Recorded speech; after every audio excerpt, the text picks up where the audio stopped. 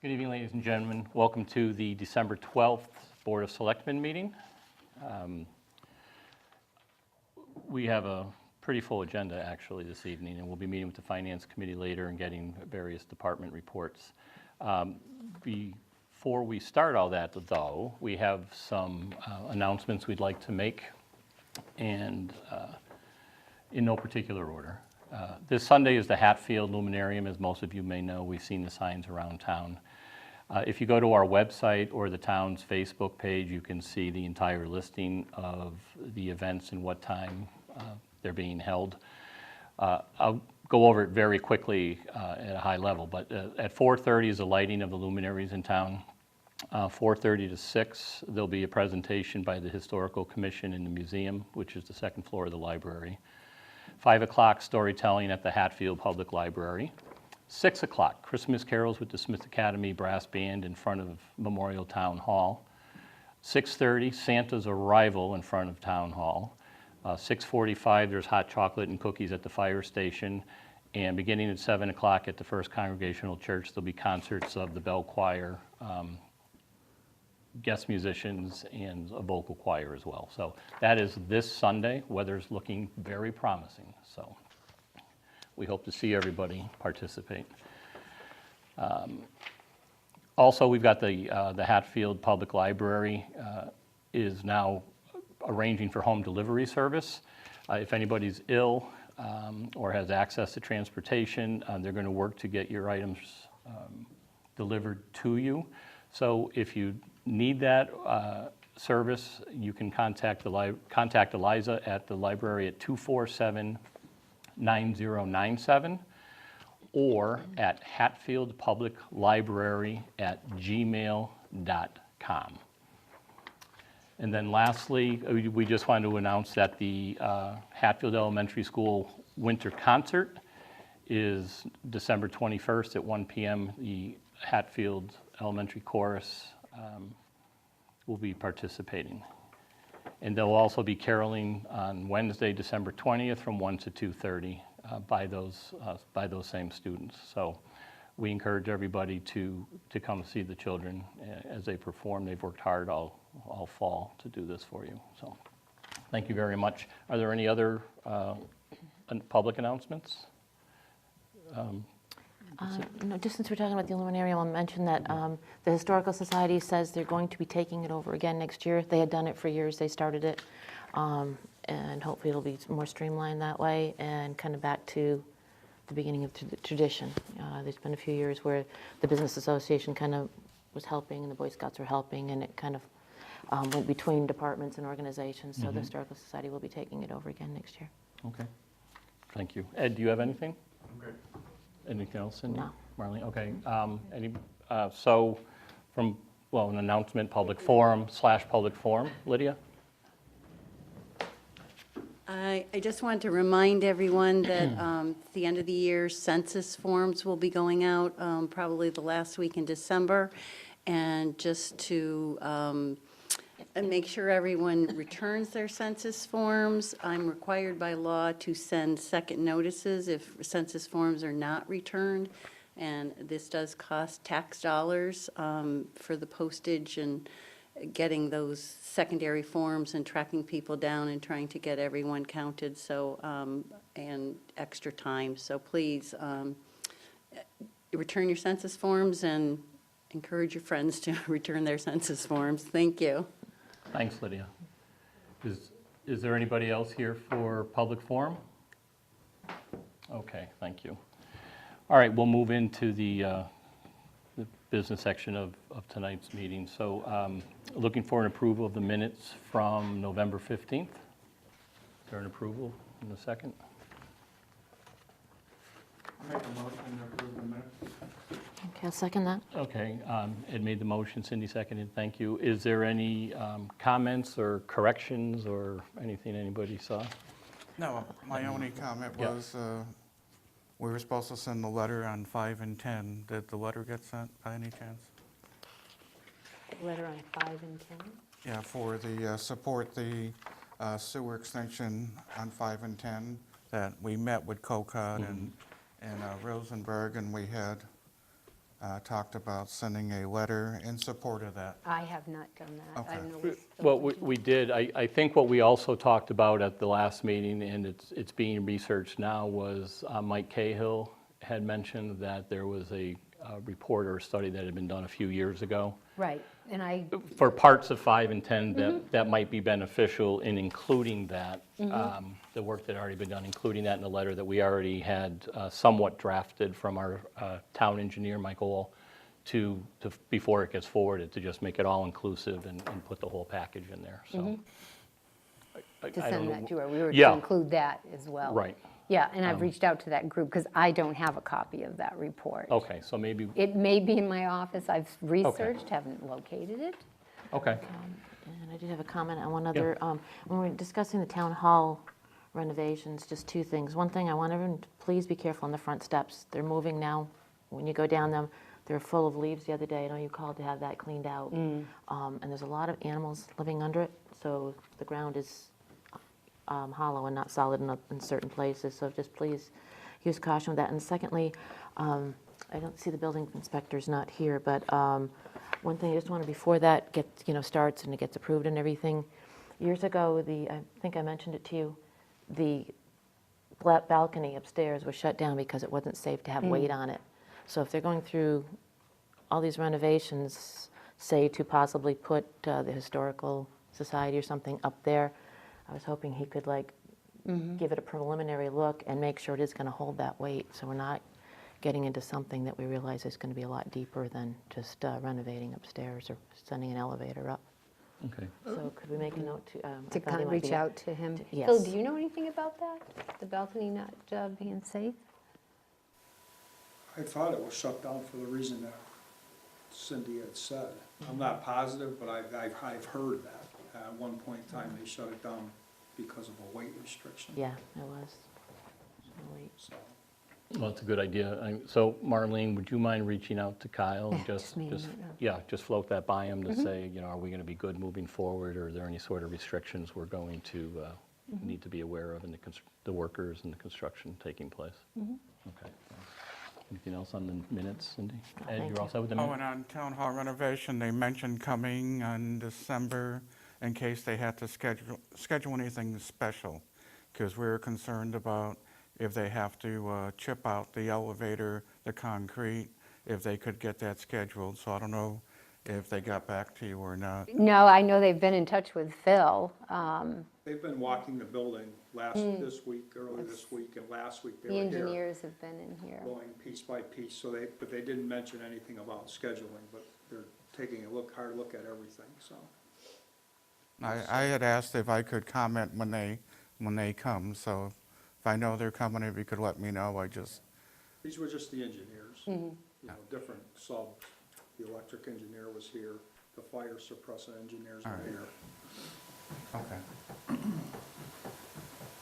Anything further on the minutes? No. Thank Okay. you. All those in favor? Aye. Aye. Great, all right, thank you. Nice job, Linda, with the minutes. Okay, posted business, topic number 1 has to do with liaison assignments. And I actually, I brought it up and Cindy brought it up. And it has to do with the liaison for the emergency, for EAMS, for emergency services. And right now, Cindy wears 2 hats. One as select person and one as the emergency management director. And as we're getting into the budgets, capital projects and that type of thing, my thought was to have somebody else be the liaison to sort of alleviate any potential appearance of a conflict or questions, given the dual role that you have. So I had asked, through Marlene, I had asked if Ed would take over being the liaison for that, and I believe he agreed to do that.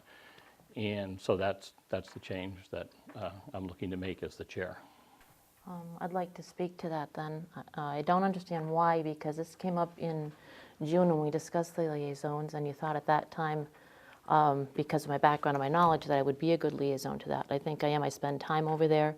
Besides of being in law enforcement for 30 years, emergency management for 8 years, an EMT for probably 15, a tactical EMT for almost that long. I think I have the knowledge of it, and I spend time over there. I don't think there's been any problems. In September, I contacted the town attorney, who felt there was no problems. It didn't seem to be a problem when Mr. Gahn was on the select board to make decisions, and he had 4 relatives, I believe, 3 or 4 relatives that fell under that category. But having checked with the town attorney and him saying that there was no conflict of interest or anything, and if you remember back in September, we did discuss the emergency management position. In most towns, the emergency management director is either an independent person, a member of the select board itself, so it would still be a conflict being if you follow the same train of thought that you are now. It would come under the fire department, police department, so those 4 categories. Several years ago, when my predecessor did become elderly, the finances of the position itself became an issue, and they asked Chief Belden just to take it over so he could handle the financial part of it. At that time, okay, it was paid out of the fire department budget. He was given just that salary, but it does not come under the fire department. If you look at the fire department ambulance roster, I am not on it. It is separate, and they did that only for the monetary part of it because my predecessor was having some difficulty handling the finances. In September, we discussed, when this came up, I said, I feel we should go back to where it was 10 years ago, where the emergency management director handles the budget for that. It's a very small budget. There's $3,006 yearly for the code red. There's a salary, $50, I believe, for postage and a little bit for mileage.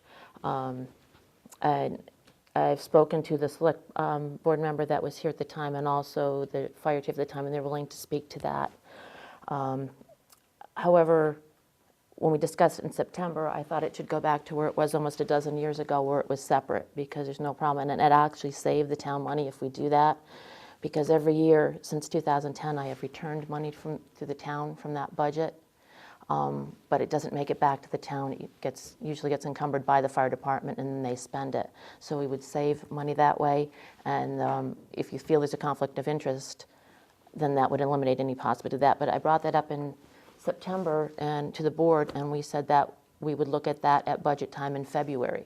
So I expected that to come up in February. I've got a preliminary budget prepared for budget time, which has to be in by December 18th already. And again, I feel it'll save the town money, number one. Number two, it's been cleared by town council, who referred me to the letter to Mr. Patrick Gahn and said it would fall under that. And so my proposal in September was for anyone who still felt, maybe there's a conflict, that by doing that with the budget process in February would clear up anything. Okay, so that was quite an explanation about a liaison. So the Well, I was liaisons are surprised it came appointed. up again. Well, it came up because we're heading into the budget, Cindy, and this is actually trying to. Well, that's why I brought it up This in is actually trying September. to protect you and the town and emergency services from looking, that anybody looking at this something could be perceived as a conflict of interest. You're still the emergency management director, you're still a board of selectmen. All this is another conduit for a different select person that can have questions asked of them to then not appear to have a conflict. You referred to Mr. Gahn, and it was clear. Anytime we talked about anything to do with emergency services, he left the room. Right, and that's why in September, when So- I asked to make it separate again, and I was told to Well- wait till budget time in Well, February. it's not budget time yet, so, So I'm surprised you brought it up again. because the You told me- conflict exists now. But you told The me to wait emergency till, man- the you said to emergency- wait till budget time in February. It'd be because- better to handle it then, is what you said. And as I've thought about it, it appears to me that we're trying to keep a clean break from any sort of, people looking at it, so. Yeah, well, I checked with town council, and it is pretty clear to him. Well, it's in the chief's contract, the emergency management director reports to him. So the liaisons aren't really up for discussion, so I get to do 4 things as the chairman of the board. I get to work on the agenda, I get to run the meetings, I get to be the public spokesperson for the town, for the select board with the town, Yes, you and I do. get to pick the liaisons. Ed is now the liaison, if he's willing to do so, for fire and emergency services. I thought this was going to be quite simple, but, Well, it was simple You're in backing it June, up. and it was simple in September, and then. your background, no doubt, is a You kind of benefit, backdoored Cindy. me with it, You're- and you're- I no, will you've tell known you. about it for 3 weeks. And your background, there's no doubt that that was my original thinking with your background, that it would be a good fit. But given that we're coming up to, once again, budget season, I don't know why you even want to put yourself in a position of potential appearance of a conflict. I really don't. You're already the emergency management director. This is nothing more than if somebody needs to make a phone call from that department, they call Ed. It's that simple. That's, so, that, end of Okay. And that's why you told me in that's the- September to wait till, That's the end of- February. No, that was about if it was going to change as far as. so there would be no the movement. conflict or appearance of conflict. Those were your words. Well, if those were my words, that's fine. I don't remember what my words were in September. I have trouble remembering what my words were yesterday, so, I know. end of discussion. You good with being a I liaison? I see both sides. I see both sides trying to, I see your concern with potential conflict, and I see your concern with your background. But liaison is more of a person to work with some of the departments on the contract. They don't operate the departments. They make suggestions with the departments, or they try to find out what the needs are. So I see both sides of the coin.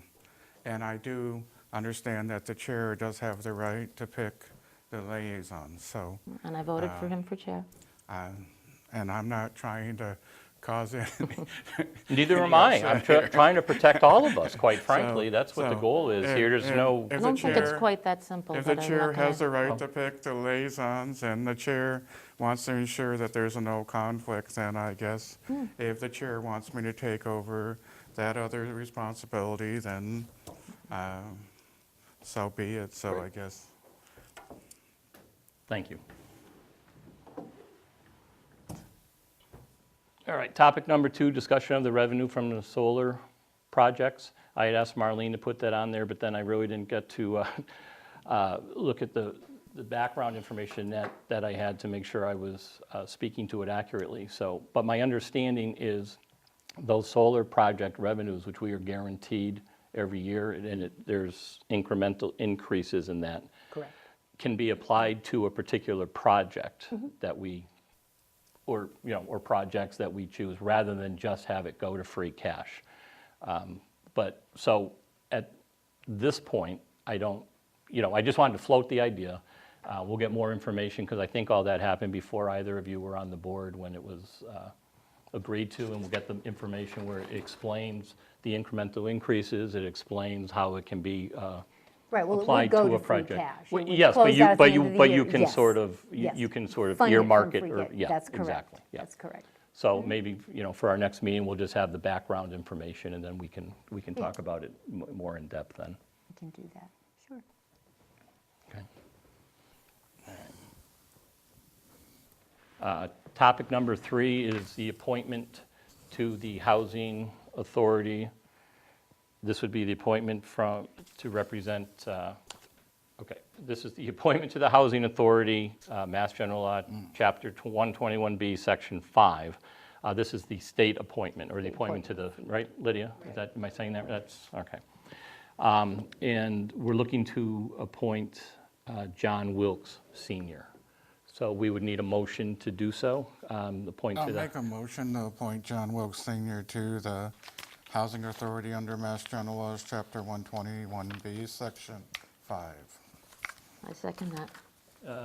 So the motion's made and seconded, thank you. Is there any further discussion? No. Or comments, or, John knows we're doing this, right, Lydia? Yes. Because he's not here. All right, just wanted to make I sure. saw him yesterday. Okay, all right. All those in favor? Aye. Aye, all right, thank you. So why don't we take up, the fills here? We have a joint meeting at 6:30, but we are way ahead of that. So why don't we take some of these out of order? So why don't we ask the DPW director for a report?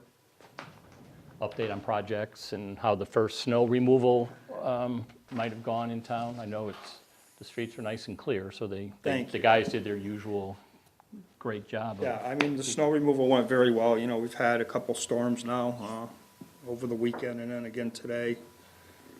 They did a good job. The only thing on that note that I would like to remind residents, though, is that there is a bylaw in place that forbids residents or contractors to pushing the snow out in the street or blowing the snow out in the street. So please abide by that, because there's a fine involved, but, you know, we don't like to go that route, and it takes more time for us to go back to clean things up afterwards. Sure. And the second thing, we had a discussion with a resident or two today about the sidewalks. The sidewalks are not the priority in a snowstorm. The clearing of the streets is the priority. Then after the streets are cleared, we do the sidewalks. So I just wanted to make that clear to the residents of how that works. So first, all the streets, all the schools will be cleared, and then the sidewalks get done. And they were done the last storm, so. Anything else on that note? No. I just- Well, I'm sorry, go ahead, Ed. Or some- On the snow removal or on anything? On that Well, snow on the removal. Okay. yeah. Anything about snow removal? No, I'm Okay. good on the snow removal. All right. Okay. So I'll just update you on the projects. We did update the website. Thank you, Linda, for doing that. She found an easier way to do it, so I guess we're on the same page now. As you can see by the list, the King Street manhole is complete. The crosswalk painting on Prospect Street is complete. The town hall steps is going to be delayed to the 2018 in the spring, and the only reason for that is the drawings were completed, but according to the building inspector and myself, that the first drawings weren't up to code as far as the tread widths. And the only reason is because the way that stair curves on the inside of that step, it's very narrow than the outside of the step.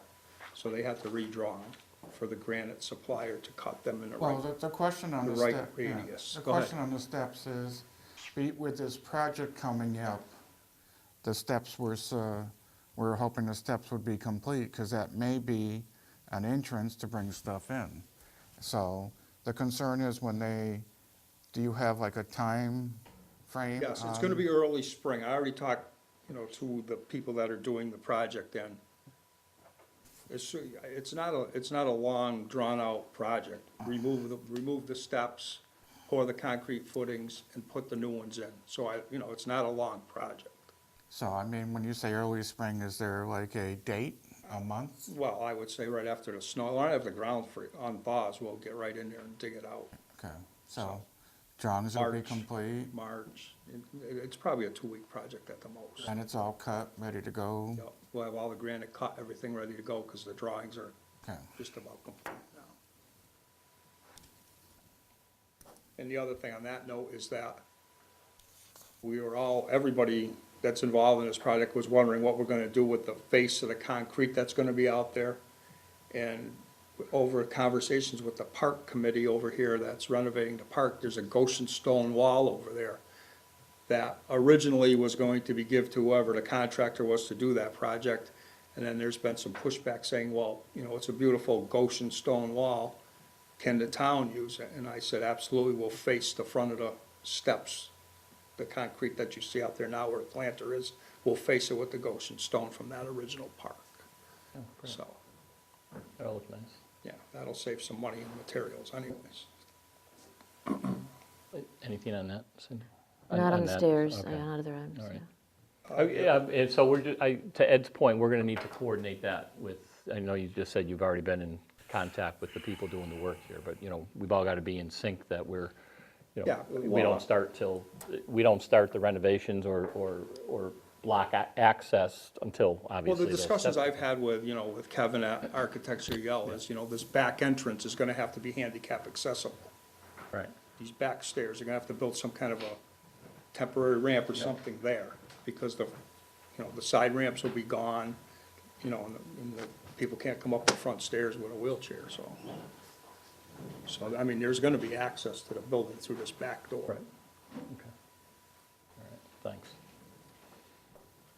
All right, You know, and the town hall painting of the front facade will be the same thing. Once the steps are done, the renovations are done, then we'll paint it. So. okay. it's- The Straits Road Sewer extension is complete.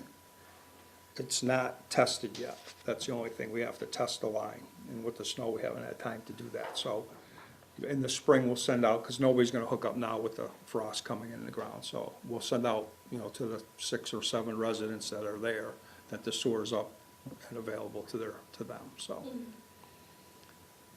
But it went well.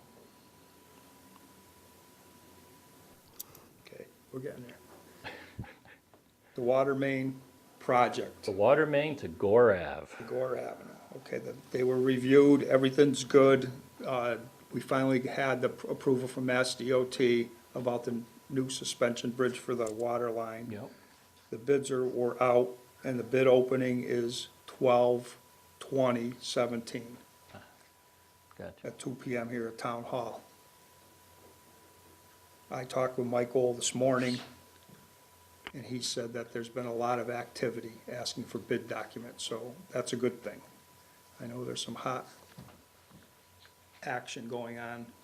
People have called me about it, so hopefully we'll get a really good price when that comes in, because there's so many bidders, hopefully. All right, The sewer master plan, again, it's ongoing, 75% complete. So wasn't that 75% like 6 months ago?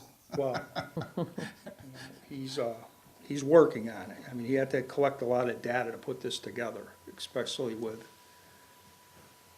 infiltration part of it, you know, what's infiltrating into that sewer line.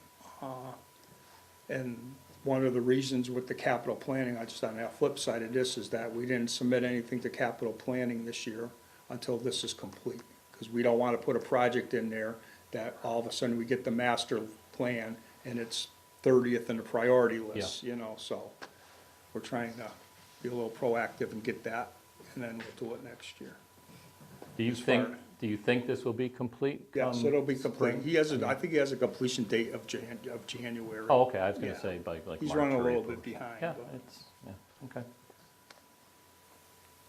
I think that's gonna be a very, very telling and very interesting, you know, as far as that master plan goes and what may or may not be feasible and, but, I mean, we've gotta do it, you know, we still only have I've seen- 700 or so people on sewer, so, I've seen some, preliminary draft documents, and, yeah.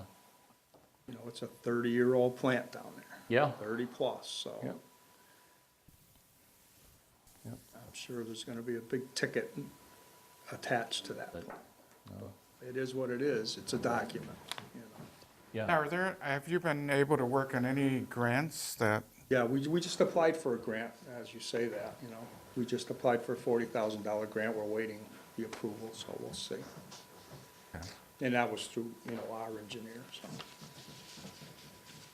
And then what- As far as construction or, that's what I was mean, gonna you know, they always say, you know, go with the 2% loan through the state, but, you know. Yeah, maybe there'll be some opportunities for grants and other funding sources once we actually get the true master plan and have a plan going forward. Yeah, once you have the documents in Once we- front of you, like the Bible, I You can make call some it. real, yeah, some You know, real decisions. Some real hard and stuff, decisions, yeah. and, you know, and look for a specific grant that might help you in that Right, category. to meet that category, yep. Agreed, okay. And the other thing is the pole garage, we're not gonna do it to the spring because of the winter months, so it's still standing. It's a good thing, And that's about it for the projects. okay. Was there anything? Question? Yeah, it's not on here. The Straits Road project, is that finally done? Everything's done? Straits Road's done. Because that took a lot longer than anticipated. Yeah, it was about a the 3 closing. or 4 week And project. how much, did we come in over budget on that? Not at all? Just a little bit in the blacktop, Just the that's black- all. Yeah, because that was like, what, 23,000? For the blacktop. Is that like a project like that again? Are you gonna have the town do it again? Because it just seemed like there were so many problems and it took so long and the water main's breaking and And when I looked at the I would do payroll it- for that, I looked at one pay period, one person had almost 2,000 in overtime, another one 600. I would do and it went again into another in-house, so pay we don't period. have to pay prevailing wage. And it still, you think it came out better, Yeah, I mean, even you with the know. breaks and everything. You know, it was funded for 55,000, prevailing wage would have drove it over 100, easy, You think? easy. Yeah, one more question. And I know, I brought this up when, like Mayor June, I asked you about it a couple of times, just to get on record. That portico on the back of the fire department bays, the one that Yes, needs to come down or something, is that gonna be taken care of? Like I said, 2 weeks ago I was there, and this is the back of the fire department, and there's a plastic container full of water with an extension cord laying in it that goes up the side of the building. And- facing School Street. And I mentioned it to you, I mentioned it to the fire, and almost 2 weeks later, it was still there, and it's just a hazard, because the kids go in there when it rains, when they're playing basketball, and it's falling apart. So, that's will that's say- been on the list, because you told me in May, probably that it was gonna be this year. It's gonna be this year. Okay. Nothing holding you to fancy. it. Put a new roof over it. Or just take it off even, I don't know, anything, just something, so it's not dangerous, because it's dangerous. It would have been off back when we tore the building down, but we had different It was- people sitting in that seat, Yeah, so. that's true. Thanks very much. You're talking about what's facing the park, facing School Street that way. Yeah, there's a cord laying in the water, and Phil there's kids Phil and I playing have around spoken it. about that. I brought it up in the in past, May or too. June, and then brought it Yeah. again, but. Yeah. And just one more thing I just want to bring up is there's been a lot of phone calls, a lot of questions in my office about the tree removal that's going on in town. Who's paying for it? Why is it being done? It's an Eversource project. They're totally funding it. They're trimming out, taking down over 100 trees within their priorities, so it's nothing to do with the town. They did it 2 years ago, it was Northern Tree Service. This time, remember it's Asplin Tree Service, so it's nothing to do with the town. It's Is that all Eversource. townwide? What's that? Townwide? Townwide, yes. And how, did they give you an idea of how long they're gonna be doing it? They said a good month. I know they got 2 or 3 crews in town, so. But that's about it. So, well, I'm glad Eversource is paying for it. Absolutely. 2 years ago, it was Northern did it and Eversource paid for it, so. I'm just gonna comment, Eversource has a program where every year they go through the town and they allot so much. One year it was 30,000, so much that they do every, anything that's near their wires, and that's a continuing, Preventive that is type, yeah. yearly. The first time Regardless it of what was the the town does. primary wires 2 years ago, and this year they're even going to people's properties and taking down the line that's feeding your house doing that. Yeah, I saw that up by 143, because I go to their meeting yearly and they tell us how much they're gonna be spending and about when they'll be doing it.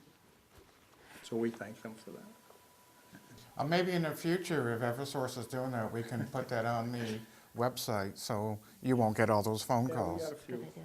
It's okay, though. Do you have anything else, Cindy? No, I Or don't, Phil? thank you. Do you, Ed? I don't have anything. I just wanted to thank Phil, on behalf of the town of Hatfield. Phil reached out to the town of Sandusfield, who just lost all their DPW trucks in their highway barn, to offer any assistance that they might require. So I just wanted to thank you for doing that. Yeah, I reached out to them that day after it happened, and, you know, the other community last time that the same thing happened Yes. to, we reached out to them. Yeah. Haven't heard back from them, but, you know, that's okay. You know, we're under the mutual aid agreement, so I thought it was only a gesture to do. Mm-hmm. Yeah, that, no, so. it's, who knows, right? You Things never know. happen, so. You never know. You want to keep good company there. Yeah, absolutely. So I just wanted to thank you for that. Thank you. Mike has a question. Quick question on the tree removal issue, speaking from the, don't shake your head, it'll be quick, Rick. Speaking from the aesthetic element of town, is there anyone from the community, DPW, whatever, that's kind of watching what Asplund is taking down? Because if you don't, they do take liberty with our vegetation and will not hesitate to take as many branches and whatever that they so desire. And aesthetically, it does have an impact on our community, particularly Elm Street and Maple Street. I mean, I don't know where they're going with this, but I have a suspicion that in the spring, when those trees bloom out, people are gonna be driving into town and out of town and say, whoa, you know, it's, this canopy here has really changed a lot. And I just, my only concern is someone observing what they're actually removing, because it does have an effect, and can have an effect on the aesthetics of our community. Yeah, that's a fair question. Yeah, I mean, as a tree warden under my job description, yes. My answer to you is yes. I meet with them once or twice a week, and, they tell me what their routes are, what they're doing. And this time around, which was different from the last time, is that they've actually gone to every resident that the tree is in front of and have spoken with the resident. Good. Because there's been times there where the resident said, I really don't want that tree removed, and they won't remove it, so. Yeah. That's a good practice. I mean, Yeah. that's a good way of doing it. You're welcome. Is Good, that quick enough? perfect. Thank you. Thanks, Mike. Phil, thank you. The other thing, here, Yeah. I will mention that, we did have a new hire. Adam had left us as the town mechanic, and we have hired Donnie Vollinger to take that spot. And it's working out very well, so he's very capable of that position. He's been here before, right? He was in that position. He was He in that was position at one time, previously, yes, yes. Yep, he came back. And you guys are good with, all set? Yes, thank you. All right, thanks, Phil. All right, still have some time here. Marlene, is there something in particular you wanted to, How about approving the warrants, topic 8? yep, I see there's quite a few warrants referenced. I know that since July, the board has approved some warrants, but I guess the accountant is requesting, and the board should be approving warrants. So these are vouchers, 1,000 through 1,021 since July 1, 2017. However, it wouldn't be through June 30th of next year. You can't be approving them in advance. right. And I'm looking at what's in the packet, and the warrants are through December 7th.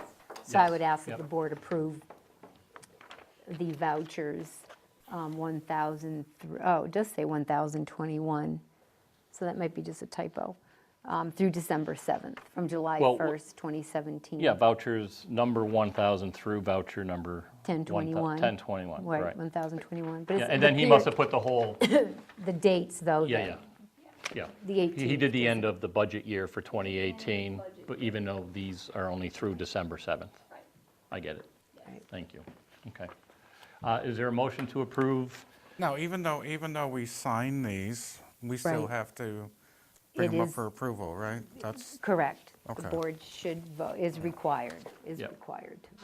Yeah, we sign these, yes, these are the same warrants that we sign all We've- along. yes. These are the official vote of the board, because normally we're signing them Right. individually whenever we happen to be at town hall. Under the municipal modernization bill, the board could just designate one member of the board to come in and sign the warrants. However, the board still, and then the designee would report back Yeah, to you the still board, and the need board the- would still have to yeah, vote. you still need a So majority it doesn't- to- yeah, Okay. either way. Right, Right. all right, so I'll entertain a motion to approve the warrant voucher numbers 1,000 through 1021, if somebody would be so willing to make that motion. Or I can do it. So moved. I'm just deferring to the Yeah, senior that's all right. person. So is there a second? Second? All right, so is there any further discussion? A motion's been made and seconded? No. Cindy? Yes. Ed, you're all set with this? I'm all set Okay, with so all this. those in favor? Aye. aye. All right, thank you. That copy. That time of the year, annual license renewals Oh, yeah. for the next calendar year. Yep. The board did receive a request from the American Legion, and they've been doing this for quite some time. They're requesting that the fee of $800 be reduced to $500. Right. And we've approved that You- since I've been you- on the board you and have. probably beforehand. So I'm going to make a motion that we approve the $500 fee for the Hatfield Post 344 for $500 on a go-forward basis. Thank you. That's what I was am going going to. to go on record as excusing myself from Yep. this conversation, being a member. Yep, and I make that recommendation because we do this every year, and to me, it's the right thing to do for the Legion, so. So we'll update the fee schedule Yeah. to reflect the Did you second it? $500. I'm seconding it Oh, now. okay, so there's a second. Is there any Yeah. further No. discussion? No. So the motion's been made and seconded, and all those in favor? Aye. Aye. Abstentions? Ed? Okay, thank you. And then the others, we can do all in one big, You can sign those Swoop. later. Yeah, I saw the You pile received a of 'em. spreadsheet. Yep. I would just request the board vote to approve the 2018 liquor licenses as presented on that spreadsheet. so I'll make the motion to approve the 2018 license renewals, 2018 liquor license renewals as presented. I'll second it. Yep. Right, the other ones are class 2, yeah. there's So the several motion's been ones. made and seconded. Any further discussion? All those in favor? Aye. Aye. Make a motion to approve the Class 1 and Class 2 dealers license as presented. No, I didn't think so, okay. Is there a second to my motion? I'll second. All right, motion made and seconded for the Class 1 and Class 2 dealers licenses as presented. Any further discussion? No. All those in favor? Aye. Aye. Make a motion to approve the amusement device licenses as presented. Second. Motion made and seconded. Any further discussion? No. All those in favor? Aye. Aye. Motion to approve the entertainment licenses as presented. Is there a second? Second. Cindy seconded. Motion made, seconded. Any further discussion? No. All those in favor? Aye. Aye. So there. Thank you. Thanks for putting them together like that, by the way. It makes it a lot, hopefully Linda's- simpler for all of us. Linda's first time, but she did an excellent job. And there's lots of them, I bet she would admit to. When you start signing it. Yeah, I see the folders here. All right. Why don't we keep going on topic number 11? There's a change of manager over at Fishtails. So we need a motion to approve the change of manager from George Boudreau to Carrie Ann McPherson. Basically, George retired from Fishtails, and Carrie Ann's actually been working there for quite some time. So she's filling that role.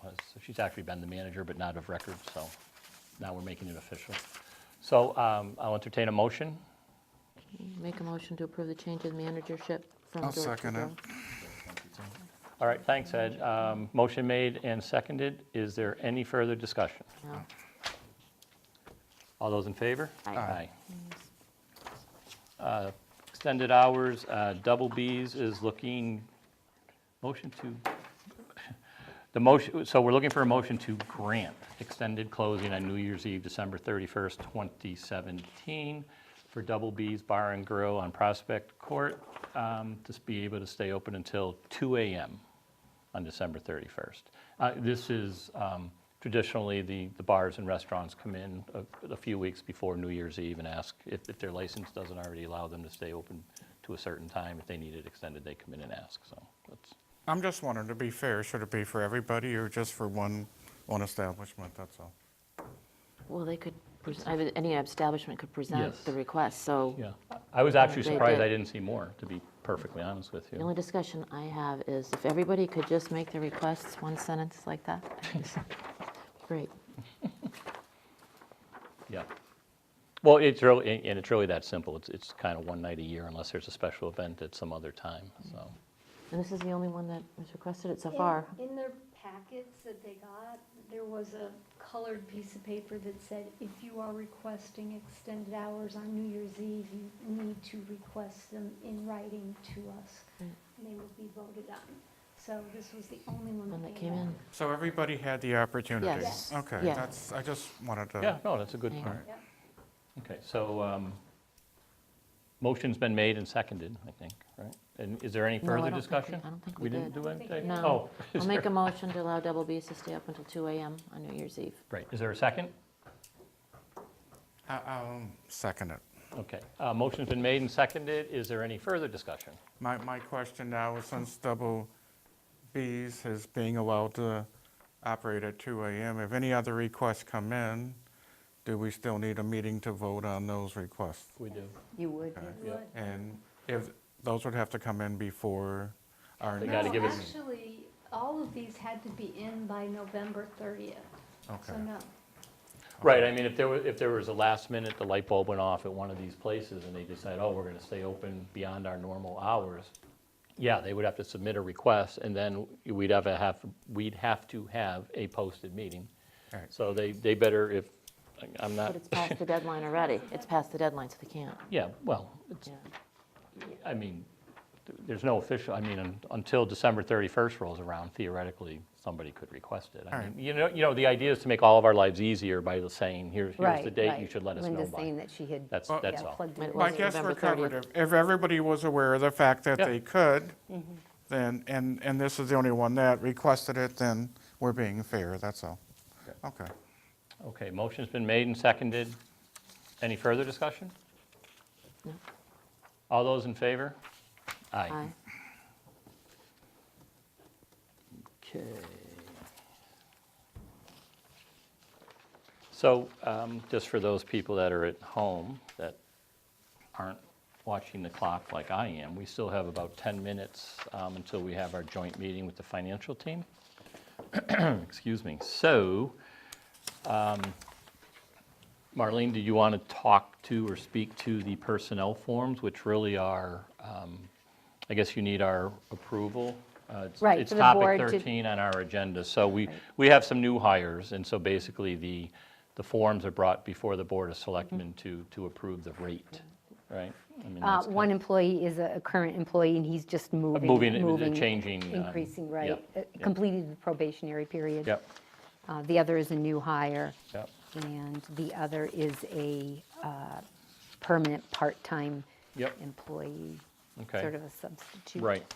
Van driver.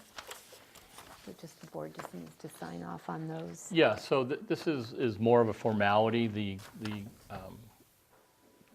The monies for these positions exists within the budgets of the various departments these That's folks right. are working in. This is just to, make it official, so. So entertain a motion to approve the personnel forms for Sean Eckler, Donald Bollinger, and John Grinch, of which we have each of their wage and salary sheet presented with us, but we can do them all three at once, I would think. So I made the motion. Is there a second? Yes, I'll second it. Okay, so now under discussion, if anybody has any questions about any or all of the three candidates. I just say thank you for working for the town of Hatfield, that's all. No, I've appreciate met them all. I went to the council on aging meeting and met the new driver. I've met the new police officer, Mhm. the liaison stuff. No, that's great. We love having good people in this town. Okay, so the motion's been made and seconded. Is there any further discussion? No. All those in favor? Aye. Aye, great, thank you. If it's okay with my colleagues and Marlene and Linda, it's about 25 after, so why don't we take a 5-minute recess, and then when we come back, everybody will be in place so that we can have the financial team meeting, so that we're not still live on TV and everybody's jostling around for position. You guys okay with that? You okay with that, Cindy? I'm fine. Ed, you okay with that? Yes. All right, we're going to take a 5-minute recess, John, please.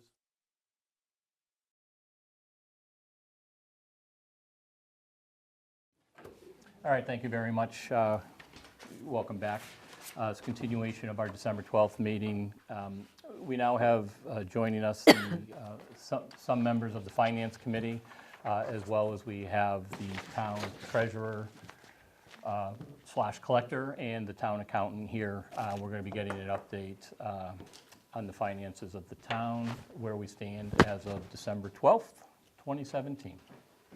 So I don't know, Marlene, are we kicking it off, or do you have any particular questions to sort of get the ball rolling? You want to just leave it to Derek and Laura Lee to make some comments? I or- don't have any questions. Okay.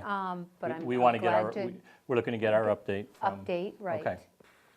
So why don't we why don't we ask, where do we stand now with the reconciliation of 2017? That's, I would say that would be a question. Reconciliation, we've gone through the first pass through the treasurer's cash book files. We have put some money into unapplied that we have to circle back to, but we're basically, that part is done. We gotta come back through and reconcile out the other end. So what that means is, and I'm asking the question, just, I want to make sure everybody has an understanding of it. So what that means, we've gone through the reconciliation of 2017, and there's some revenues that we have, but we don't have the particular purchase order or department or line item to apply those revenues to, so they're sort of sitting there in an actual unapplied revenue. Is that Correct. We just Okay. need to put them in the right bucket. right? And so what is our expectation as to knowing, I'm guessing we're working on those as we speak, but do we have a potential ETA for when that might take place so that we know where all those revenues go? We will put a plan into working on them. Right now, I'm working on fund balance deficits, trying to eliminate those. And those are the capital Those are projects. the, yeah, excuse me, those are capital projects to lessen that overall deficit that we need to meet. Right, so we had a meeting, the financial team, and Marlene and our consultant, Justin Cole from Bay State Municipal, and the Department of Revenue last week. And what came out of that call, or during that call, what was discussed was the town of Hatfield has unapplied revenue in the amount of, I don't know, $800,000. $800,000. So we have $800,000 that we need to figure out where it gets applied to. Correct. What also came out of that conference call was the town of Hatfield has a roughly $1,000 deficit on particular accounts. The real monies aren't melded yet.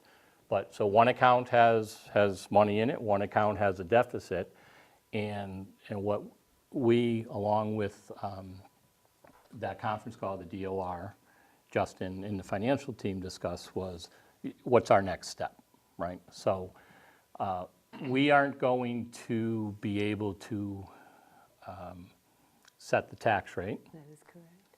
and send out tax bills unless that deficit of roughly $300,000 is gone, is zero. Correct. That is not going to happen by the end of 2017. By the end of December, Pardon? by the end of December, right? Right, 2017. Well, the end of December, so 20, not the fiscal year. Okay. Sorry. Sorry. Calendar year. So because of that, we're probably looking at an estimated tax bill for the residents of Hatfield, which will be sent out after the first of the year, while in fact this deficit is being resolved and the unapplied revenues are being applied to the proper accounts. Did I say that correctly? Yeah. Okay, go ahead, I Laura Lee. wasn't aware that we could send out an estimated third quarter bill unless our issue was with the values, and that our values have been approved by DOR. So, unless I'm missing something. I didn't think- I wouldn't say that you're missing anything. My interpretation from being on that call, who by the way, Daryl's not here tonight, but Daryl Williams was on that call also as the chairman of the finance committee, I didn't say that earlier. It was made perfectly clear, or at least my interpretation was perfectly clear, that until that deficit is zero, that they won't We approve. can't set the tax We rate. can't set the tax rate. Therefore, we can't send out actual tax Right. bills. Right, And also, until that's at zero, we aren't going to have access to our free cash. That's correct. right. So I guess what we're saying is that while this is all being, all this work is happening with our financial team, it's happening with our consultant, you know, the good news is we're getting to the bottom of lots of things that have been festering or have been unattended to and sort of, I'm at a loss for a word, sorry, like hanging around, like stuff that's been there. And it's all being discovered or unearthed or whatever, and it's not that it was being hidden, it's just we're all finding things that we didn't know. I mean, we found this out last Thursday, not even a week ago, that we were in this predicament. So that's the good news. Excuse me, that's the bad news. The good news, I said that backwards. So that's the bad news, but the good news is we're finding it, right? So it's there, we've got to hit it head on, and we've got to do what we've got to do to continue to run our $12 million town. And that's what we're going to do. Yeah, sorry, Betsy, go ahead. So, I'm just catching up. I Yeah. remember the email last week. Yep. There, in relation to what Laura Lee just said, there was something about how we had to apply for permission to send out estimated tax bills? Right, we can't send out estimated tax bills, but what we can do, in order to send out an estimated tax bill, you have to have an issue with the values in the town, and we don't fall under that. So, you know, that's not something that applies to us. What we could potentially do is, once our tax rate is set, and the bills are mailed, because they're getting sent out after December 31st, they're gonna be due on May 1st. But we could petition and ask for them to be due 30 days from the date of issue. So that is what we would want to do. And Right. who does that petition? The town would have to request town. of the state We legislature. send a letter to our state representative requesting that he file special legislation. And- It's not a guarantee. I was gonna Right. say, Right. Right. does that No. often get granted, or?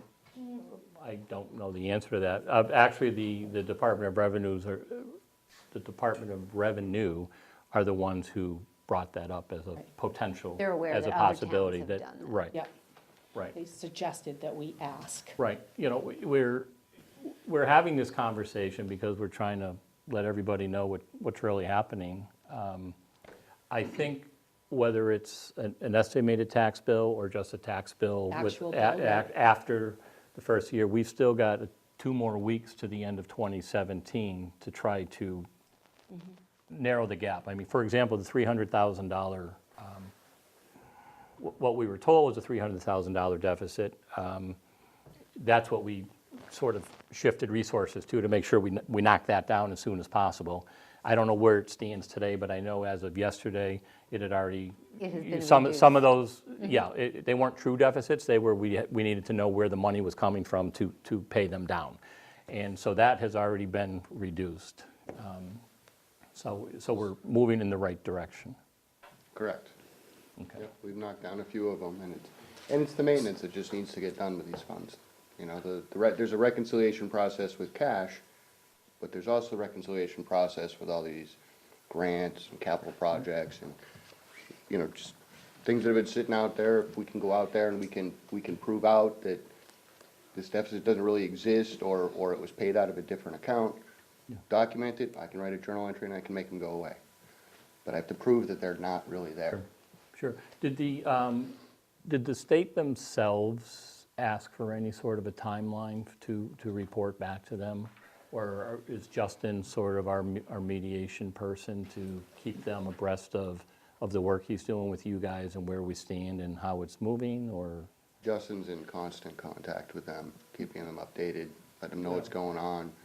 You know, and he's also looking for ways to help us out, you know, with that relationship with DOR. Yeah, he, sort of off track, but you could tell on that call that he is very highly thought of by the people in the state, because they had some questions about different things, like policies and procedures, not necessarily for Hatfield, but in general, and they were asking him. So that part made me feel good as well, that, you know, we've got someone in our corner. Not only is he knowledgeable in helping us, but, you know, sort of is well thought of at the state level for his knowledge.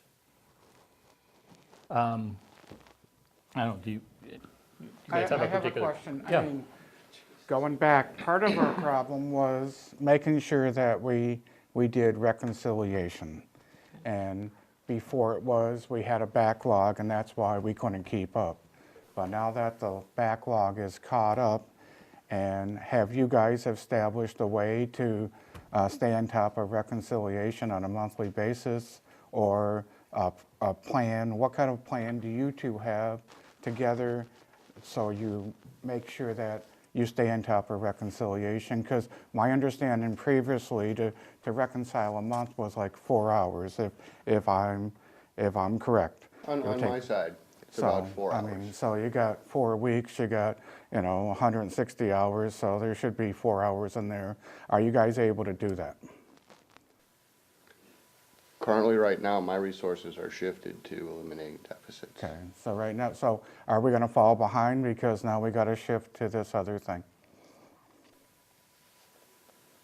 There's always been a labor issue there's just me. So it's, whatever you guys want me to work on, I will certainly tackle that task. Well, I But there's mean- about 3 high priorities that need to get done. But I mean, we brought in, professional help prior to help stay on top of things. And right now, if I'm hearing this right, and correct me if I'm wrong, we got $800,000, but we don't know where it goes. And then we got $300,000 that we owe. So, I mean, And we want to stay current with this year. So there's your 3 high priorities. so my question is, does this go back over the years, or is this just for 2017? Or are these some of the items that, like an old house, once you start opening up walls, you find out you got to replace the floor, and now you got to replace the window. It sort of sounds as the more we dig, the more we find. And that's not a bad thing, because we need to get our financial house definitely on track and in order. So I'm just asking, some of this stuff, is this going back over the years, or is this something new? The capital projects and going through the fund balance, that's yearly maintenance that needs to occur and probably hasn't occurred in years. So some of the things that we're discovering are, some of it's just due to the change of people. It's the operational knowledge that we lost. For instance, Mike, when we go and do the unemployment, we set $20,000 out in the unemployment trust. Mike just used to move that to the trust fund account. Technically, we're not supposed to do that. We're supposed to kind of put an article on the town meeting. In addition, we're going to put this in the budget, but we're also going to move it to the trust fund. So there was some, we end up at the same place. It's just how we get there. There's just a very specific procedures that we need to follow to get us to move the money to where it goes. And I think that some of that was just being done because Mike knew that it had to happen, and then we had, new people come in, and, I wasn't aware that Mike just did it, so I was waiting for something to tell me to move it. So after discovering some little things like this, it's kind of procedural issues that we need to just tighten up and get put in place correctly. I think too, if I can just piggyback on Ed's question, but isn't it likely that some of that deficit, what's being called a deficit, like, I'm calling it a deficit because I'm sure we've got the money, we just have to apply it properly, but part of those deficits made up of and revenues as well, of prior capital projects or prior projects from a few years ago, right? I mean, so yes, it's not all 2017. Some of it goes back, They're old, I mean, 05, right? however many years they go back. And I agree with you, Ed, this is painful for all of us.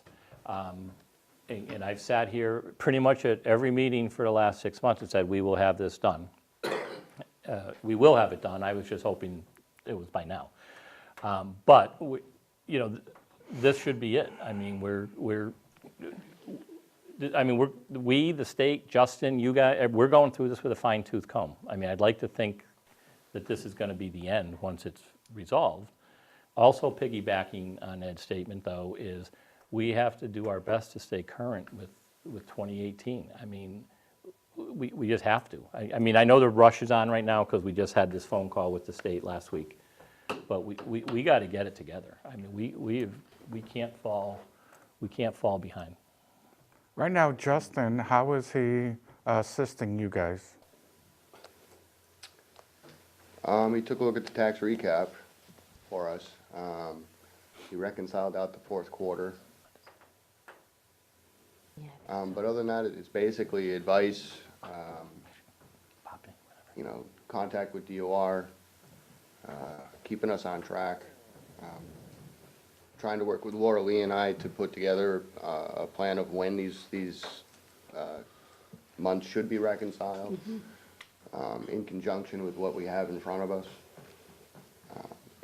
He has a little more experience than Laura Lee and I as far as, you know, what's the best way through where we are right now to get to our goals. Work has been done on the 18th, though. It's not as if you're just starting from scratch. You're moving along, correct? Yeah. Yep, July and August is done, and, you know, September, October, and November are in progress. Yep. Reconciled or just in the process? Nope, passed off to the accountant, and the first 2 months and the second 3 months are in progress. Yeah. Yeah. So they're establishing. Okay, so as of last week, Derek had not received July and August, so you have received those now? Okay, good. Yep. To hear that. We just gotta feed that into the process and reconcile those out. So a system is being established to become current.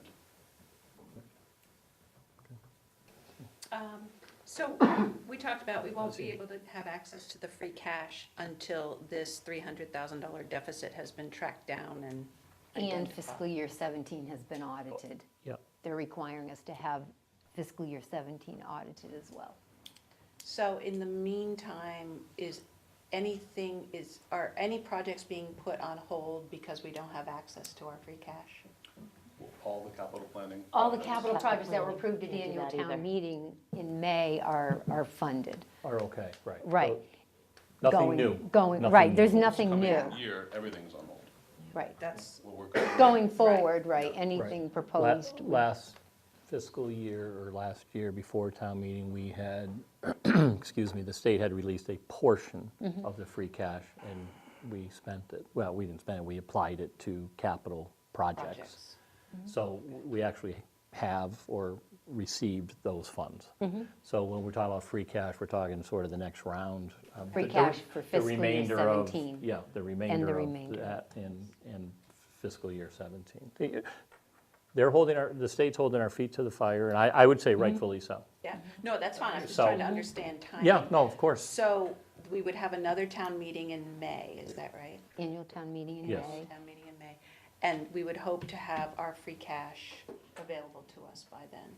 Yes. Yes, Certainly. yeah. We expect, well, we Usually hold September. right. We expect that, well, I expect that after the first, I mean, we're working on it currently. We're working on the surpluses and the deficits. As we move forward, get that to where it needs to be. I mean, I don't know if it'll be by the end of the year or it'll be first week or two of January. Once that's done, we report it to the state, then they're going to want the audit. Right. So I don't know how long that takes a couple of weeks anyways. Yes.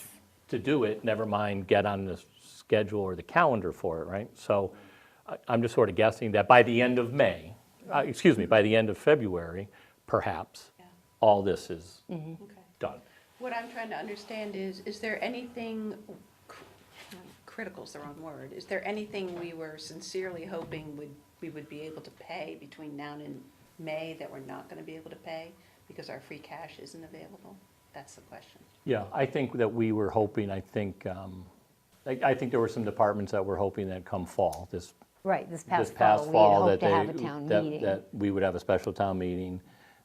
take up it- some other projects. Right, that we didn't fund in May because we only had a certain allowance. And that we're obliged to now.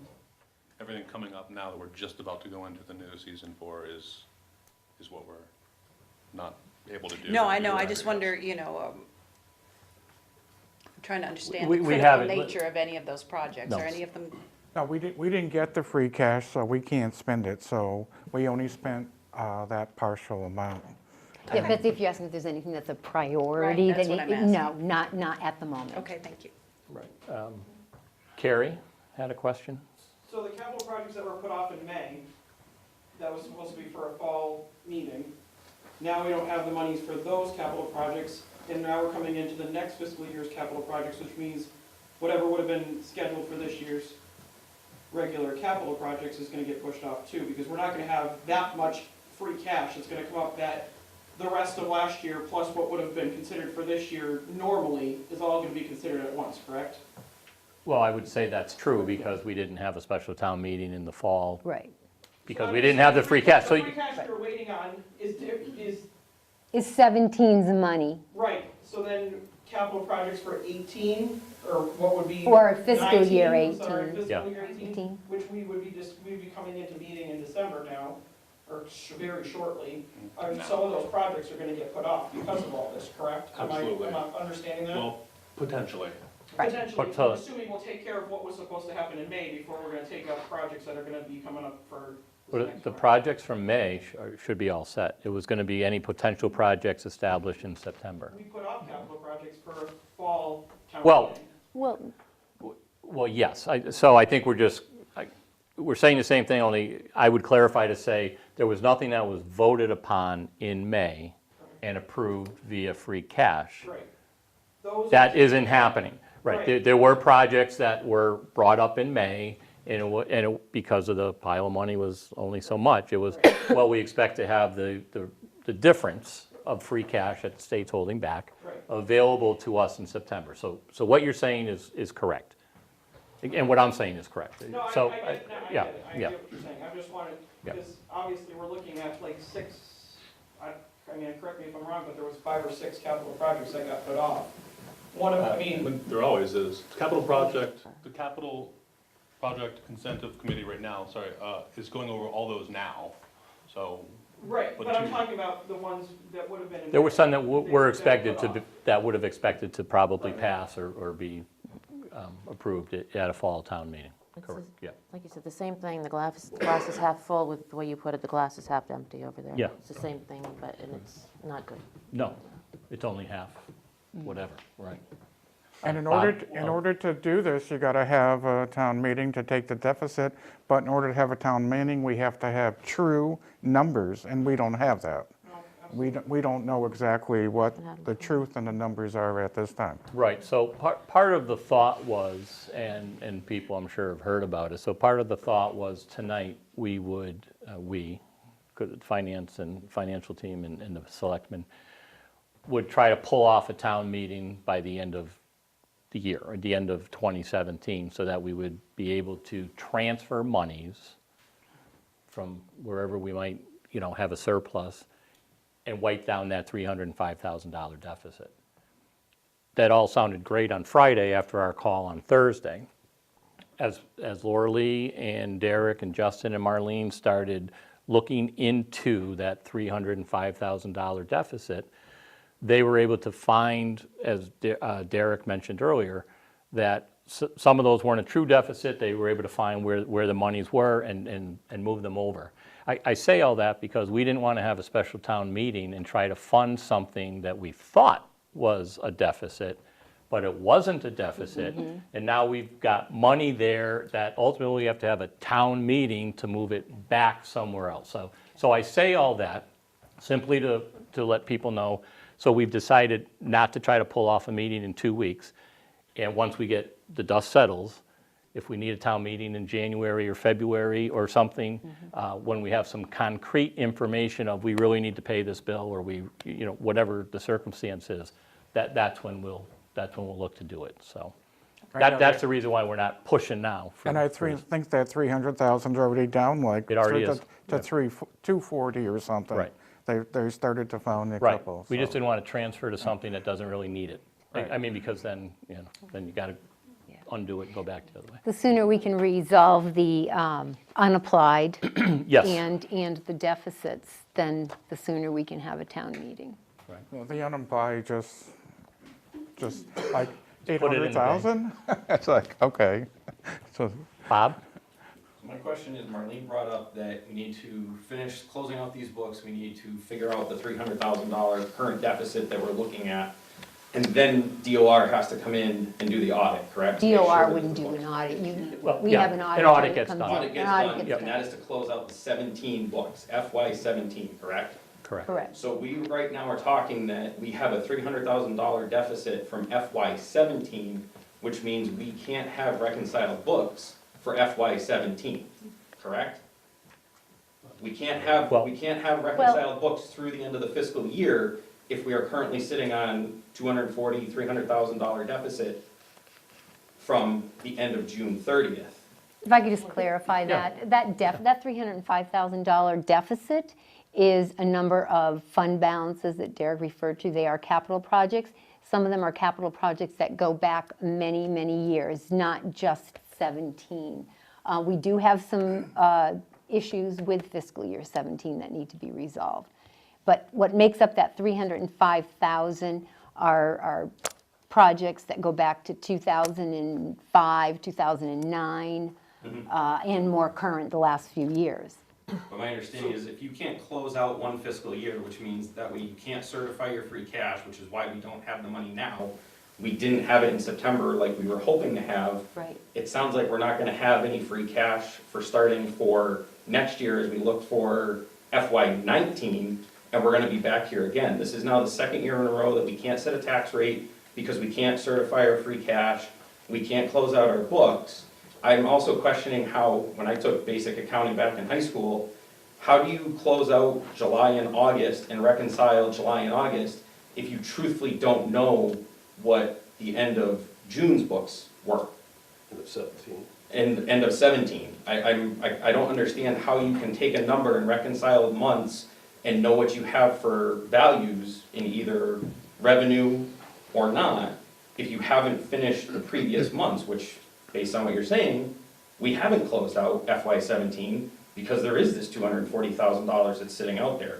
Regardless if it's a matter of where it needs to be applied, we still can't close out FY 17 if we have this $240,000 that's lingering right now, which means you can't move on to FY 18, which is July and August, that are done, correct?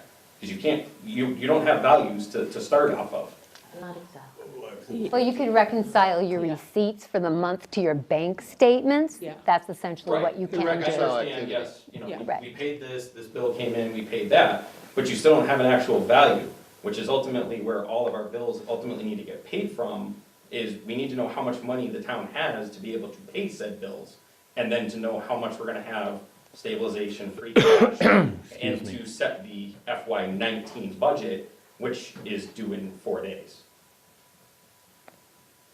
So, I guess I was getting a little bit confused on that, is that we really haven't closed FY 17 if we have a $240,000 discrepancy, deficit, whatever word you may wanna use, correct? I don't think we Yeah. said we closed 17. I think everybody knows 17 isn't closed out. That's been a big problem. That's a huge problem. And my bigger concern now, not even to say bigger, but here we are in 18, and July and August just went to the accountant to reconcile, so technically that's not completely reconciled. It's December, we're 6 months we're into the already half fiscal a year year. behind, and Right. 17's not done. And I don't know, this has been going on for a long time, and I just think I'm at the point where I think everyone's frustrated, and, and I appreciate you trying to be diplomatic and everyone trying to be diplomatic, but we're at the point where I think we've got to meet with the finance committee. We've got to do something other than what we're doing. This has gone on for years. We've got to brainstorm. We've either got to go in executive session and find out why. We've had extra help in. We've had everything, and none of that got done, and now there's additional problems besides that. So we're not even sitting here with the same problems we had last month. There's been other things that have been undercovered that now have to be taken care of, understandably so, but I don't see where we're making any real progress. We are now There's a almost plan in 6 months place. behind I mean, this year. There's a plan in place. I mean, we're. There is a plan in place, but every so week we come in here. 117's done, closed, deficit, this is like next page. I mean, granted, maybe we're not moving fast enough, but I mean, seems like progress is being made finally. On, On a multitude of levels. go ahead, I want to hear them, because I want the Well, good I news, mean- tell me. I want the good news. It sounds like we won't be done until sometime in February possibly. Correct. With this amount, which that means if we can't keep up, Now we are in fact a full 8 months into a 12-month fiscal year, and now we're gonna be behind again. So we do keep ending up behind the 8 ball, so I agree with Cindy. We're not gonna be able to keep up at this rate, and I feel that we're gonna be back here in the same situation either in a couple months, or we're gonna be back here again next October, November, December, in the exact same position. We don't have free cash, nobody's getting any extra money, we can't do projects, things are falling apart, infrastructure's falling apart because we have no money, because it's a continuous problem that we keep having this time for at least the last 3 years that I can recall. No, I hear what you're saying, and I think that's the frustration from, once we thought we were moving 4 steps forward, we're now finding out we're 2 steps back. So those are important issues, and we're still banging around trying to find out the reasons behind it and how to resolve it and what we can do. So, I mean, we've made a lot of effort getting in Bay State, getting in additional help. We did backlog, but still there's issues that something's not working. Either it's a personnel issue, or whether it's an accounting issue, or either people are butting their heads, or somehow our professional financial team's just not working right. I'm not sure which it is, and I'm not positive yet of exactly what we got going on. But as a town, we definitely got to find out this is not 2 years. I'm told this is the 3rd year that this would be, and that's sort of frustrating for us, and it's embarrassing for me to say, well, yeah, we got 800,000, we don't know where it is, and we got 300,000, we've lost somewhere. It's like, you got to be kidding me.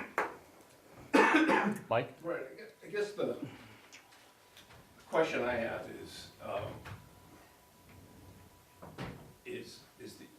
revolves around the efficacy of this consultant that we have. And, you know, maybe at some point you guys would be willing to share with us and the general public what Bay State's engagement relationship is with the town and how much it's costing. All I know is that Justin has been on board for almost this whole year, at least, I would assume. And his job was to come in and work with the financial team and to help define our problems and to come up with plans to address them.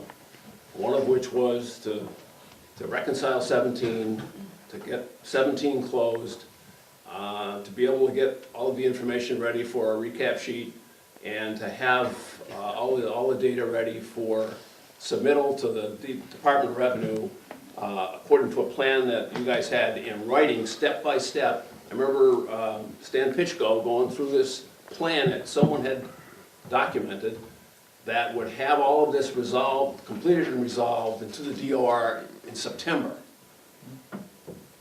Okay, and then each month thereafter, this plan, and Paul, you say we have a plan. Yes, we have a plan, but it just keeps sliding. It just keeps, these action elements and these steps in this plan just keep sliding.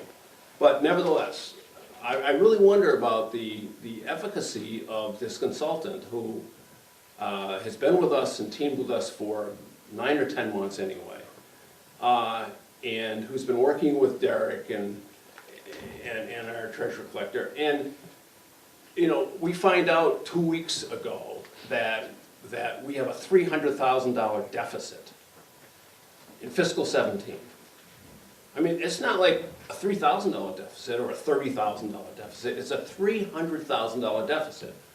And on top of that, we also have on the revenue side an $800,000 amount of money that's you know, misapplied revenue or unapplied revenue. And I don't know to what extent the resolution of that revenue side, the unapplied revenue, is going to help offset that deficit. But it would seem to me, if we had a consultant working with these guys, that he would have been able to identify this issue a lot sooner than 2 weeks ago. I just don't understand it. It's not rocket science. Accounting is not rocket science. So I really wonder about the efficacy of this guy, and I don't know how much money we're spending with him. I have a suspicion that it's a significant amount of money. And I don't know what his goals were, and I don't know what his accomplishments have been, but I really question them because here these two people are sitting here saying, we have not closed out 17, we have a $300,000 deficit, we have an $800,000 misapplied revenue, or unapplied revenue, and the DOR is, Brian, as you said, they're holding our feet to the fire, again. And now we're at risk of not having free cash that was basically unencumbered back in May because of the situation with 17. And, you know, we're postponing capital projects and what have you. And I don't know what's gonna cost the town in terms of having to borrow to meet just our regular operating expenses without tax revenue coming in over the course of the next few months. But, you know, it's frustrating.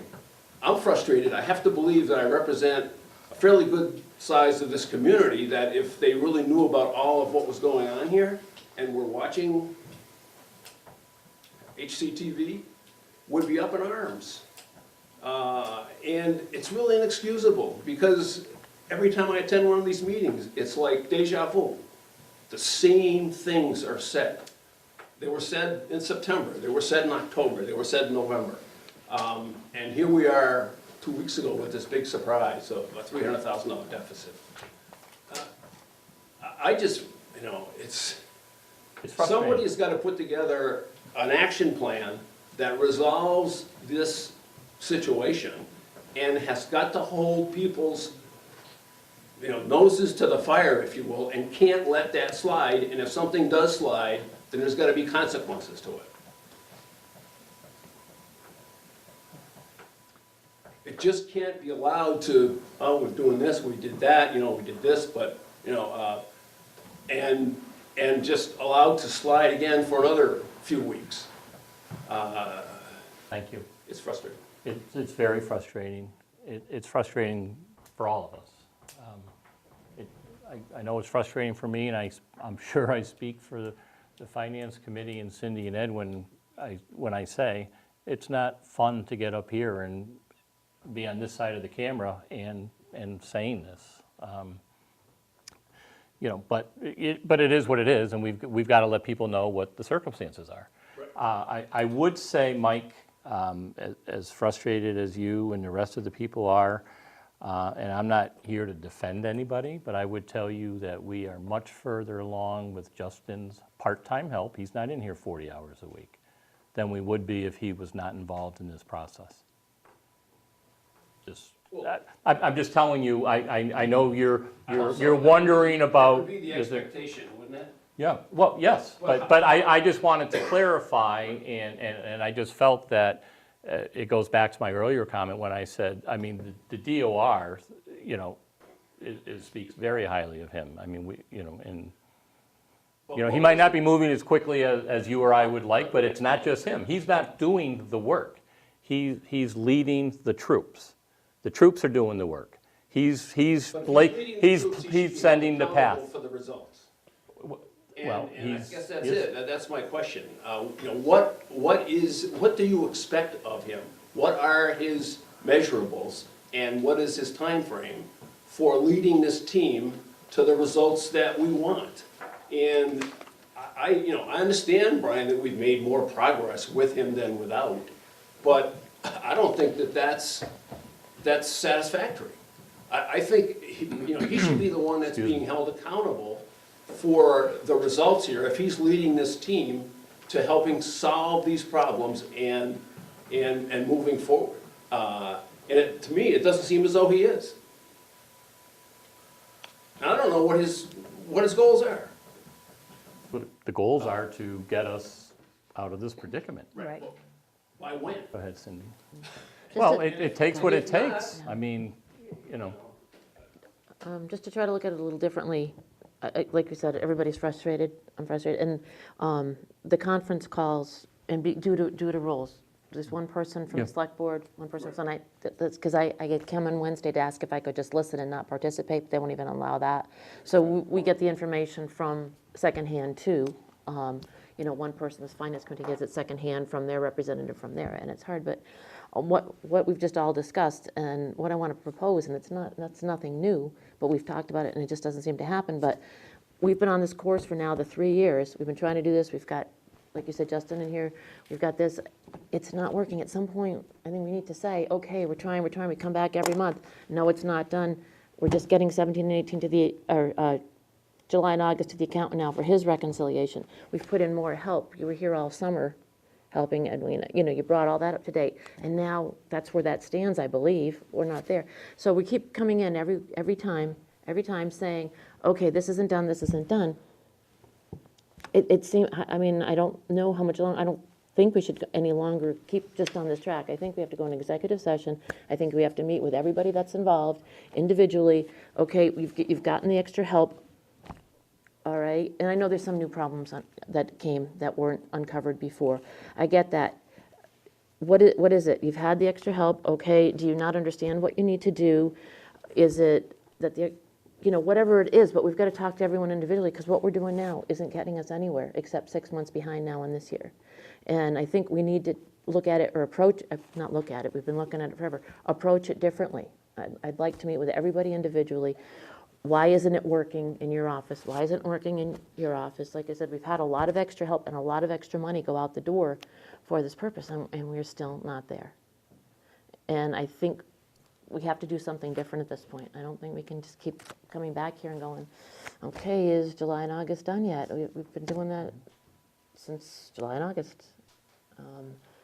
And I don't know how everyone else feels about that, but I'm throwing it out now, because when else can you throw it out? I can't talk to you individually, I can't talk, because it's a meeting. There's only 3 of us, we can't do that. So right now, I'm throwing it out. What do you folks think? Can I ask a question? Yeah. Marlene, as someone who's here, in the middle of all this, do you have any immediate requests or observations about what would help us reach our goal faster? Well, this is a team effort, and Mike, you just mentioned about holding Bay State Municipal Accounting responsible. Really, the responsibility lies here with the financial management team. Bay State Municipal Accounting was contracted to work with town officials to assist. And the expectation is that individuals know how to perform their job. I still think that is a problem. And the training, the education piece is required. And I think until everybody has an understanding, and it's not going to happen right away, it will take some time. Do we need to get additional resources? I am seeing Providing additional resources is necessary. Okay. Definitely. In the treasurer's office, I think an additional half-time person. Okay. And I think the accountant's office does need some more time as well. A member of the administrative staff assists the accountant. It's just not enough. It's not enough. Now, I know that we had set aside money in the budget, I think, as a line Yes. item in your department for additional professional help. Correct. And I have spent of that money for professional help and including a temporary person in the treasurer's office. I've spent almost $8,000. But we set aside how much? 30. Okay. 30,000. And of that, almost 8,000 is spent. And so what sort of person would be helpful even on a temporary basis to these offices? I'm sorry, say that again. What kind, are we looking for a CPA or a clerk? Clerical assistance, Okay. administrative support. So the training that the offices need is being provided by the DOR and Justin as we go along? Right. That's good. Right. Mass Municipal Association provides conferences, workshops, as well as the Treasurer Collectors Association and the Accountants Association. Are we taking advantage of those? I know that the accountant has attended several of those, and Laura Lee attended UMass this year. Great, okay. So assuming that they're getting the training they need, then what you're saying would be helpful is if we hired some temporary clerks and maybe in the long run look for ongoing full-time assistants, permanent assistants. I don't mean full-time, permanent assistants. But that to alleviate the daily baloney that comes through so that they can attend to the critical matters. Right. Okay. You have, and now I'm asking a procedural question. Is it your sole discretion as to whether those temps get hired, or do you have to get permission from the select board to do that? I received the request and I do review it with the Board of Selectmen. Okay. Do Have you a want to discussion make a with them. proposal that some of that money get used to relieve their time? Well, we do have a temp person in the treasurer's office. We have for probably the past 6 months, I would say, 5 months. In addition to Edwina. Well, Edwina I is know, no but you were longer there all there. summer. Right. But there is a temp person working in there. She's been there maybe 5 months. And we're still behind. And we do need some additional support for the accountant, Do you want to make a particularly request for working that? on the deficits. Right. No, it We sounds need like it. Do you want to make a request for that? Absolutely. I intended to, have a discussion with the selectmen about that. Then that might be a step we should take, because it does sound, Laura Lee and Derek have been pretty honest, I think, or at least I've understood, that they're learning software and procedures as they go. And that's, a learning curve and it's slow going. You've also said, once you've learned it, it's under your belt and you can apply it to the future in a faster, more efficient way. So if we can support them during this transitional period while they're learning, tucking away FY17 and getting some of the daily stuff taken care of, we might someday catch up. Do you think that's true? Yes, I do. I do believe that. But the education piece is still very important. The learning curves are tough. Okay, well then I'll look forward to hearing your suggestions and requests. Okay. More importantly, Brian, just one other comment. More importantly, it would seem to me, and I think there may be needed more worker bees here to assist these guys, but more importantly, I think there needs to be some financial management oversight by more than a worker bee, but somebody, some resource that has the expertise to help these guys set their priorities and develop a sense of urgency around what has to be done. Because I get the sense that there's a little bit of, they're treading water and flailing at times. And, Derek's saying, well, I've got 3 big priorities here. Well, who's helping Derek set those priorities? And who's helping this team look at the resources to say, all right, we're gonna move this person 5 hours a week here to help us achieve that goal. And maybe it's a week later that we move another person somewhere else to help, address one of the other priorities. But there's gotta be that kind of oversight. Otherwise, I think they're kind of working out of context, at least this is the sense that I get. And they're working within their individual silos, and there just isn't this, Well, some cities have what they call budget directors. A budget director would be, bursar, So, budget director. bursar, whatever. budget director, yes. It So, doesn't have to be a permanent position, but. but when we hired Jason, Bay State, I was under the impression that they can act as a budget director. So I don't know, we need to have them come back in here and, talk to them and ask them some questions about what's going on as far as they understand, or, I do agree, we need somebody to set direction, Oversee. because right now, July and August still isn't done, and it's, where's the priorities, and I don't know. Lydia?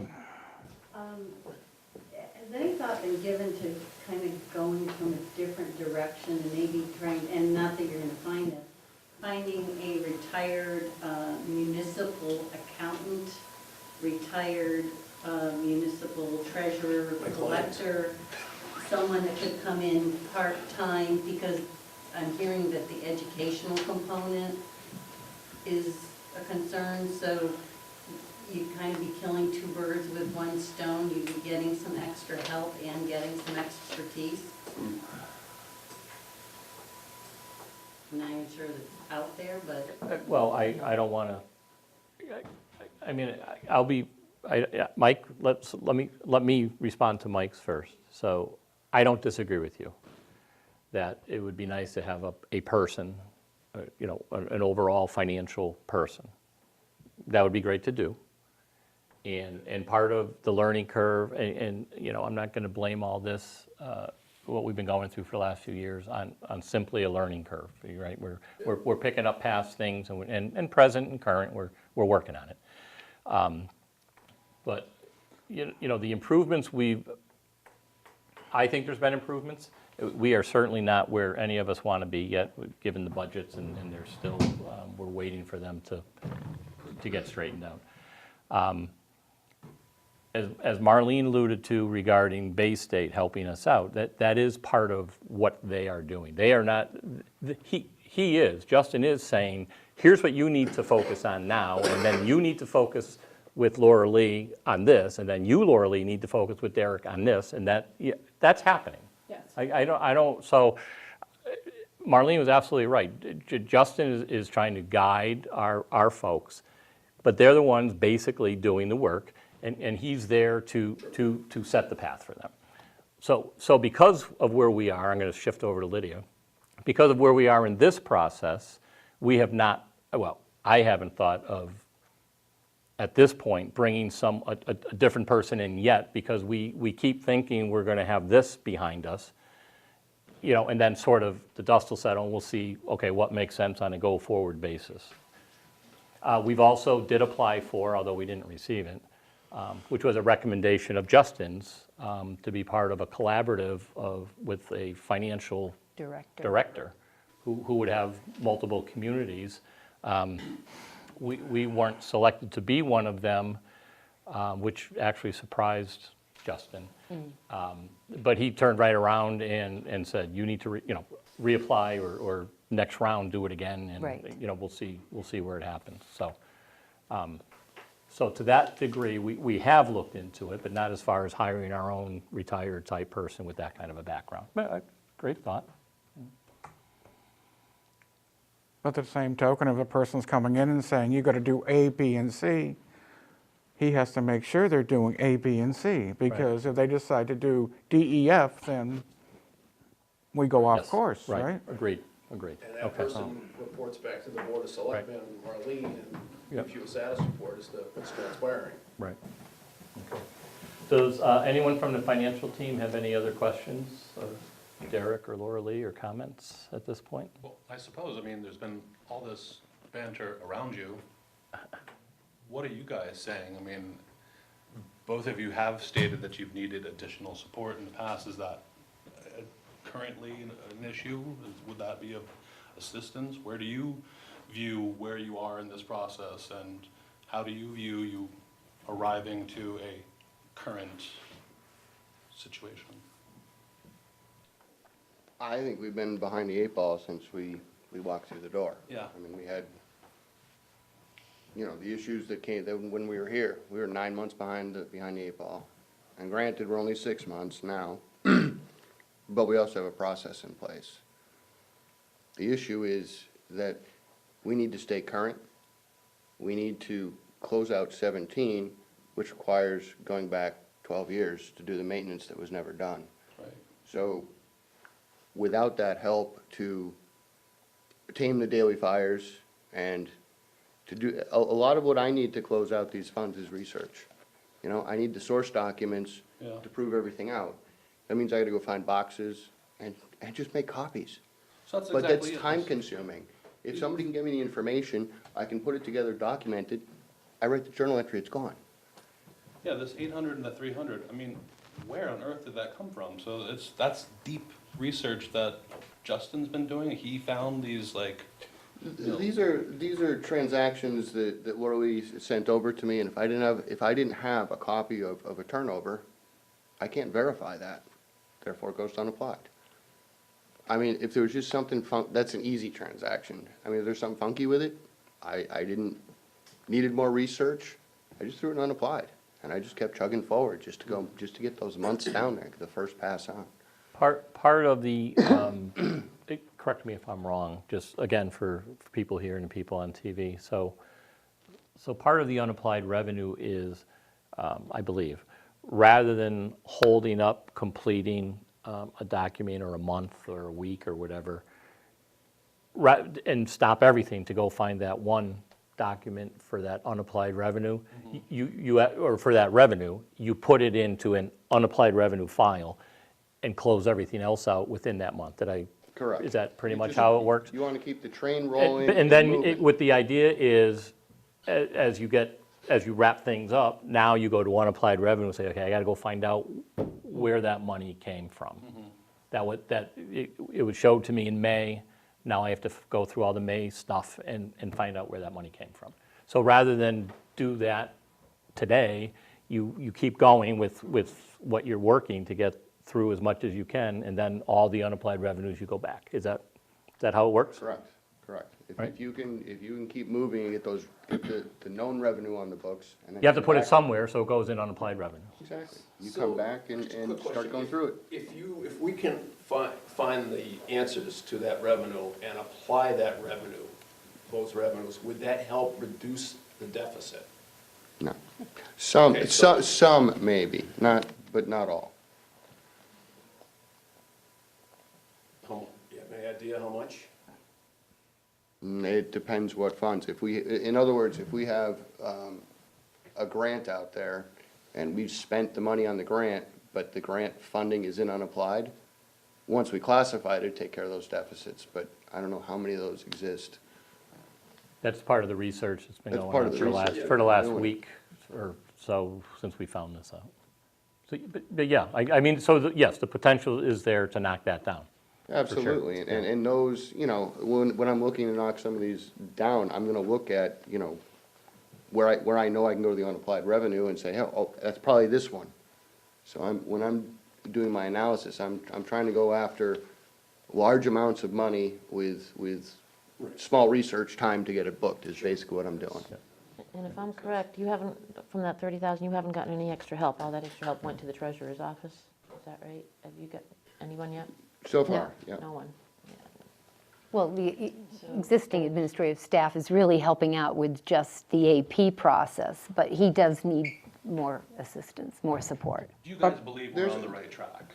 Yes. Yeah, there are things that we could do moving forward, put into the process that would help us down the road. But you have to take the 40,000 look view and set the process up. For instance, if we're running a capital project and somebody's paying a bill for that capital project, make me an extra copy of that bill schedule. That way, we can put a copy in with the warrant that you guys all signed to pay the bills, and we take copy and put it in the capital project file. That way, when we need to balance the file out, we're not chasing boxes down. You pull the file, everything's right there. Are you making a list of these type of things for like a? Oh, these are just things that, as I'm doing my job, I'm like, Yeah. geez, if we could put this into place, this would help. But you need the body in order to be able to get this stuff done. I just don't have the time to be making copies and get the bills paid at the same time. So you put that off, and then when you have to reconcile, then you just spend the time going and do the research. Now, reconcile process, I'm just trying to understand. The treasurer sends you the information and you double check it, right? That's reconciliation? Cash side. Right. And then they There's- sit down there's- together. There's a revenue side, and then there's an expense side. Okay. So you've got to reconcile the revenue with the treasurer, and I reconcile all the expenses with all departments or whoever is running a capital project. Is that information flowing on time, or is No. that? No.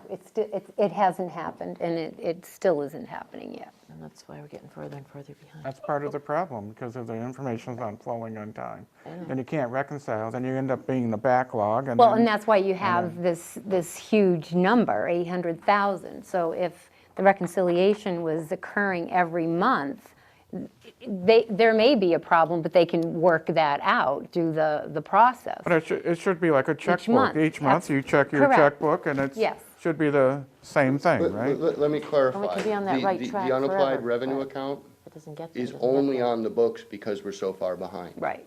That account will be taken off the general ledger once we get caught up, because there is no reason to send anything to unapplied revenue if you're reconciling every month. Right. You should know where every penny goes. We're just Dollar so in, far dollar out. behind now, need to put it somewhere to keep the train going.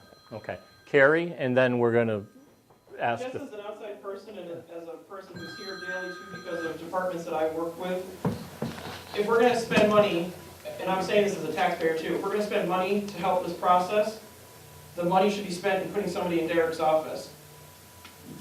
I'm gonna defend him right now. I come in here daily, and the poor man is sinking because he's got nobody in there helping him. He's been saying that for a while. But I'm gonna say it as an outside person who's here and Just trying make to a point help him that he out has to gotten get no the help support. yet. It's all He down to the needs the other body offices. in his office, and if it takes time for him to train somebody, then that's time, unless you can find somebody like Lydia said, that is retired or a town citizen that's a senior who can come in and give the hours. We have that senior program, something to get him afloat, because he's one person in that office, and the poor guy's not getting ahead, and it's not his fault. It's because he's got no help. Thank you.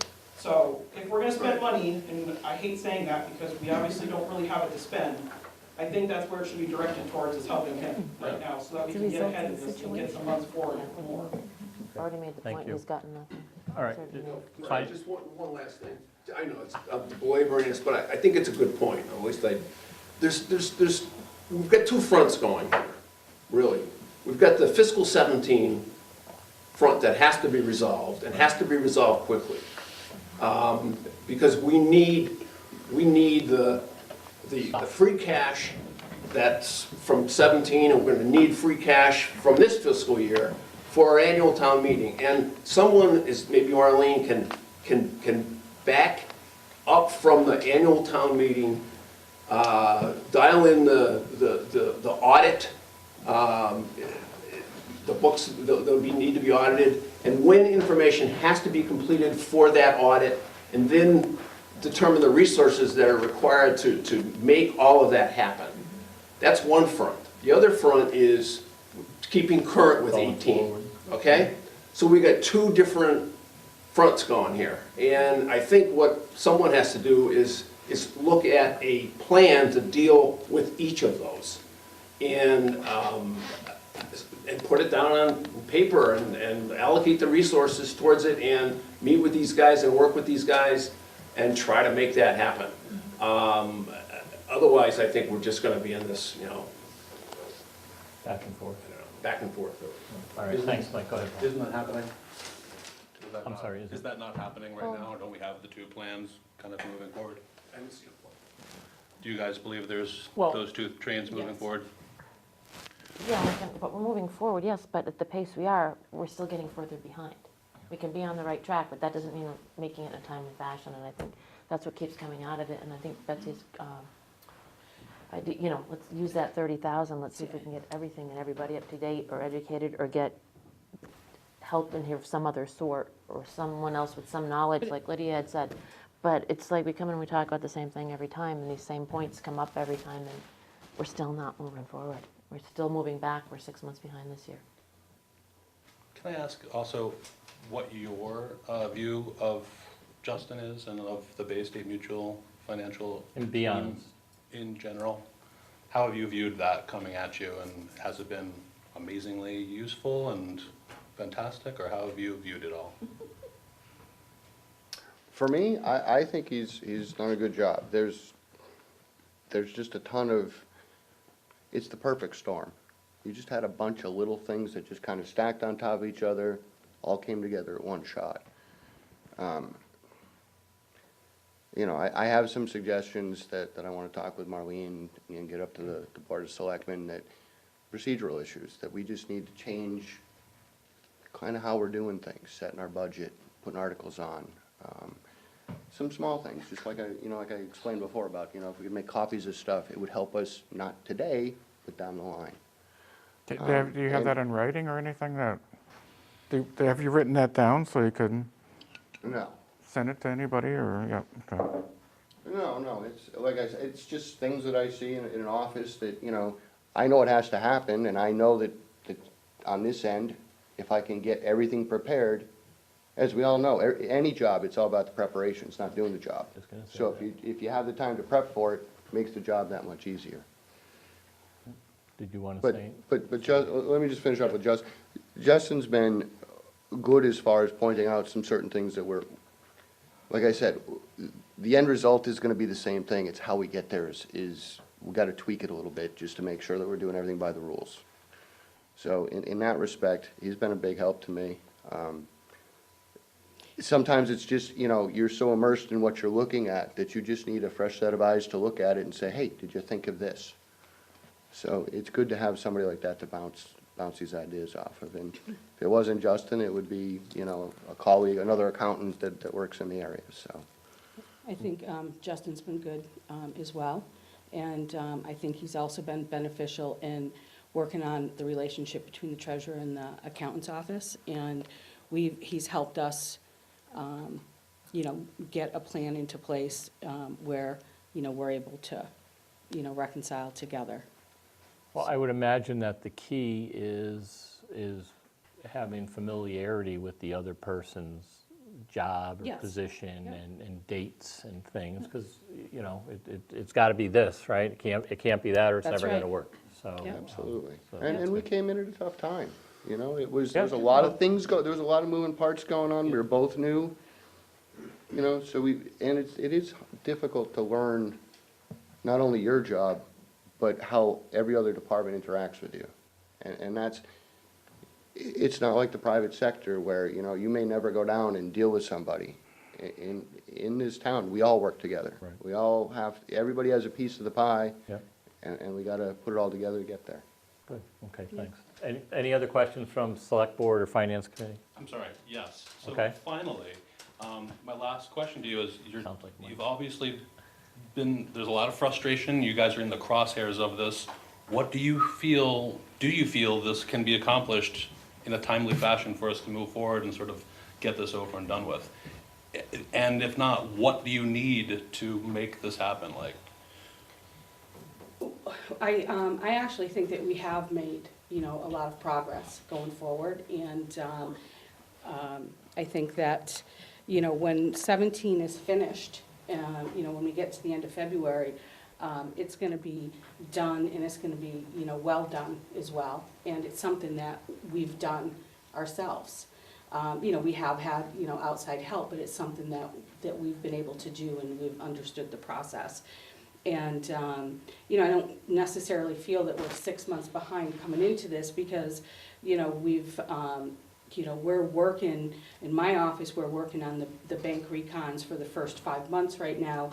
And when the accountant is able to start working on the monthly reconciliations, my office is gonna give him the support that he needs. And, you know, that's something that we've been through that process for 12 months, and we've gotten much better at it. So, you know, I'm also confident that once he's ready to move forward, we're gonna be able to move forward on 18, you know, relatively quickly, and get ourselves to a point where we are current. I do think that we're in a better position, absolutely. Awesome. So you guys see the light at the end of the tunnel?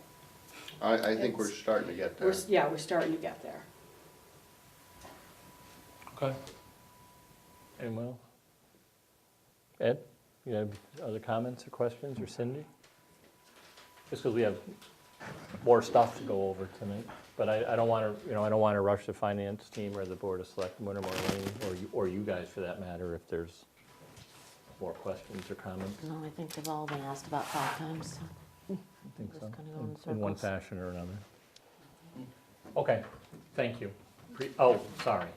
Lydia? So are we leaving the meeting with an understanding that Derek's going to get some more help, or is that still up in the air, or? We're leaving the meeting that Marlene is Right. going to get with Derek tomorrow and come up with a suggestion, plan, with, you know, idea. Hit the ball rolling. Good? Thank you. Keep up the work. All right. You guys are certainly welcome to stay, or when I say you guys, I'm looking over at the Finance Committee. Can hang in there, or do you have any questions or comments about anything else while you're here? No, we're just gonna go approve Oh, yeah, our own minutes. you have your own thing. Yeah. Okay, all right. Thank you. Yeah, thank you. Nice to see you folks. All right. Tony's been here, so I don't need to do that. Yeah, I'm whatever. going to move to. So we're going to continue to go out of order. Okay. And so Tony is here. Agenda item number 7, to discuss and review the cleaning services. So Tony, thank you. I know we asked you to be here a meeting ago, and things ran late, similar to tonight, and you got called out, so sorry about that, but thanks for coming back. We appreciate it. It happens. Yeah, it does. So, all right, did you have, so we're here to talk about the cleaning services here at Town Hall. The current company's contract has expired a couple years ago. Can I just Couple stop, months. before we start that, because for the last meeting on the agenda, when I asked for this to be on the agenda, it was to discuss the process, and I noticed, because it wasn't addressed, didn't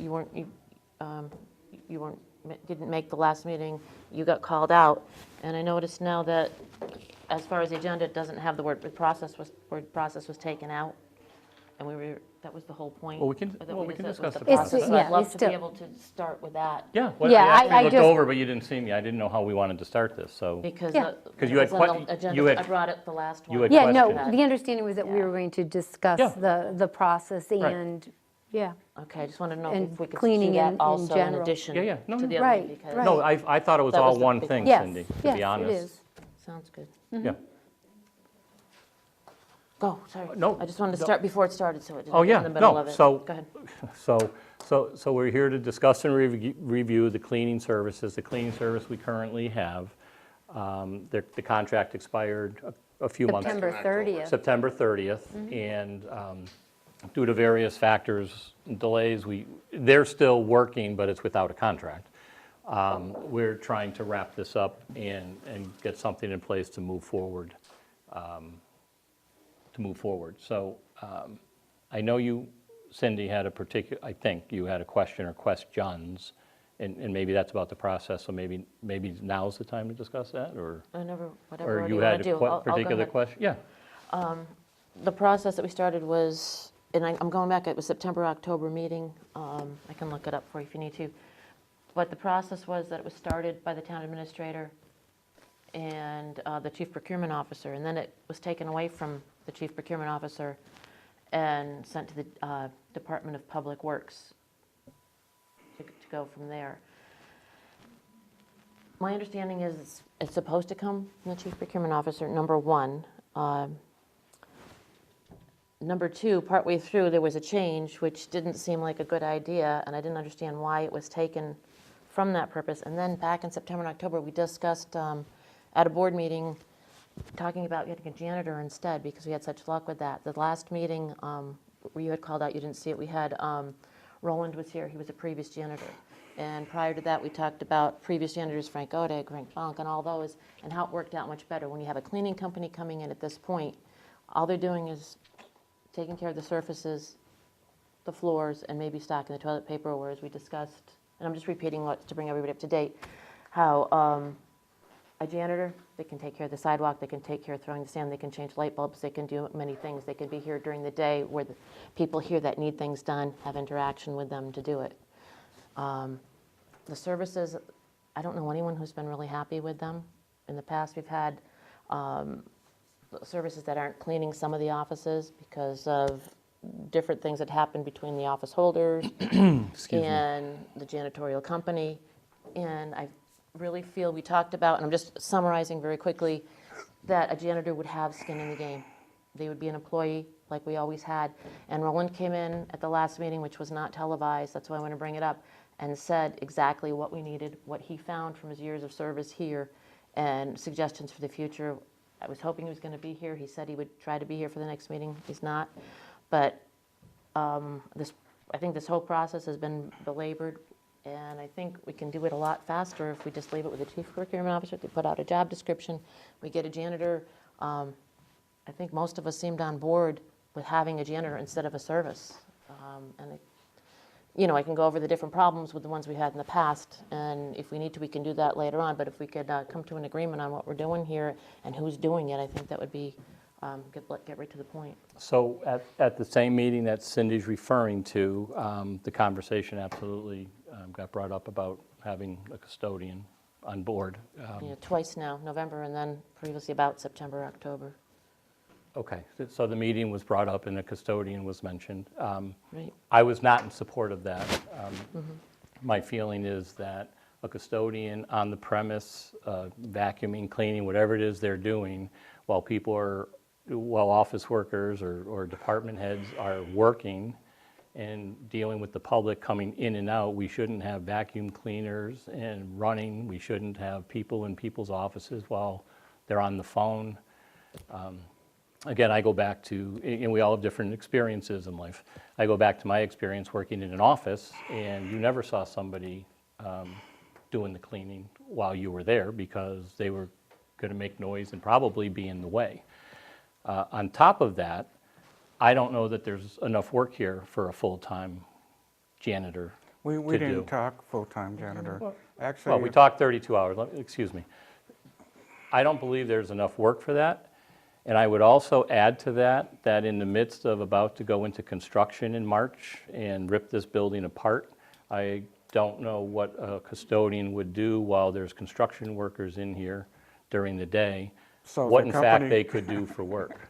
company coming in won't have to do anything. But let's take Well, this they would in do it order. when they're not here. Let's take Are you this in gonna- order as far as, Oh, I just wanted to clarify that, Okay. I wasn't on board with it. I want to start with the contracts, okay? That's the first item, right? Well, no, I don't know that it is. I mean, yeah, you can go through the contract, that's fine. Okay. So, As far as these request for bids. requests for bids, the way I haven't changed my viewpoint, I don't like to see people in town fail.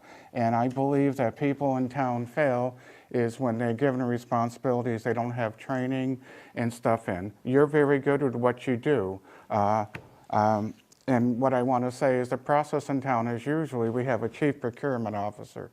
So under Chapter 30B, the way it's supposed to work is a department like yourself, you want a certain widget or something and you want a certain part, you put the specifications together and you give it to the chief procurement officer who sends it out to bids, and then the bidding is done properly. So you were I think you were put into a position to do something that you didn't have proper training in, and I think that was wrong, number one. And number two, because this didn't follow the letter of Chapter 30B, I'm saying that we don't accept any of the bids because the bidding wasn't done the correct way. And especially with the fact that the DPW director's relative was going to bid on this, I think it makes it even more important that we follow Chapter 30B going through our chief procurement officer so there's no conflicts and stuff like that. So I do want to That's commend fine. you on the work that you do with the water department because I've heard a lot of good comments. So when I say I'm not accepting these bids, it's not based on you and it's not based on what you do. I just feel you were putting in a position that you shouldn't have been put in. So I would first like to take up these bids to accept them or not accept them. At this time, I am under the impression, talking with our chief procurement officer, that is the basis not to accept any of these bids based on the fact that the process wasn't followed correctly. And I just want to start there. Then we can go into, whether we rebid or whether we have a in-house custodian. Sure. Make a motion to not accept any of the bids. I'll second it. So motion's been made and seconded. Well, and do you want to? And to reopen the process, the whole process, everything, just yeah, for yeah. discussion. Okay, so, Does that sound good? yeah, well, that's what I wanted to do. Lydia? Sorry. Say why you're not accepting the bids? Because of your discussion about not following procedures? Yeah, probably just so it's in the minutes. Thank you. So you want to do that again? Sure, well, the word procedure was taken out this time. It wasn't the last agenda.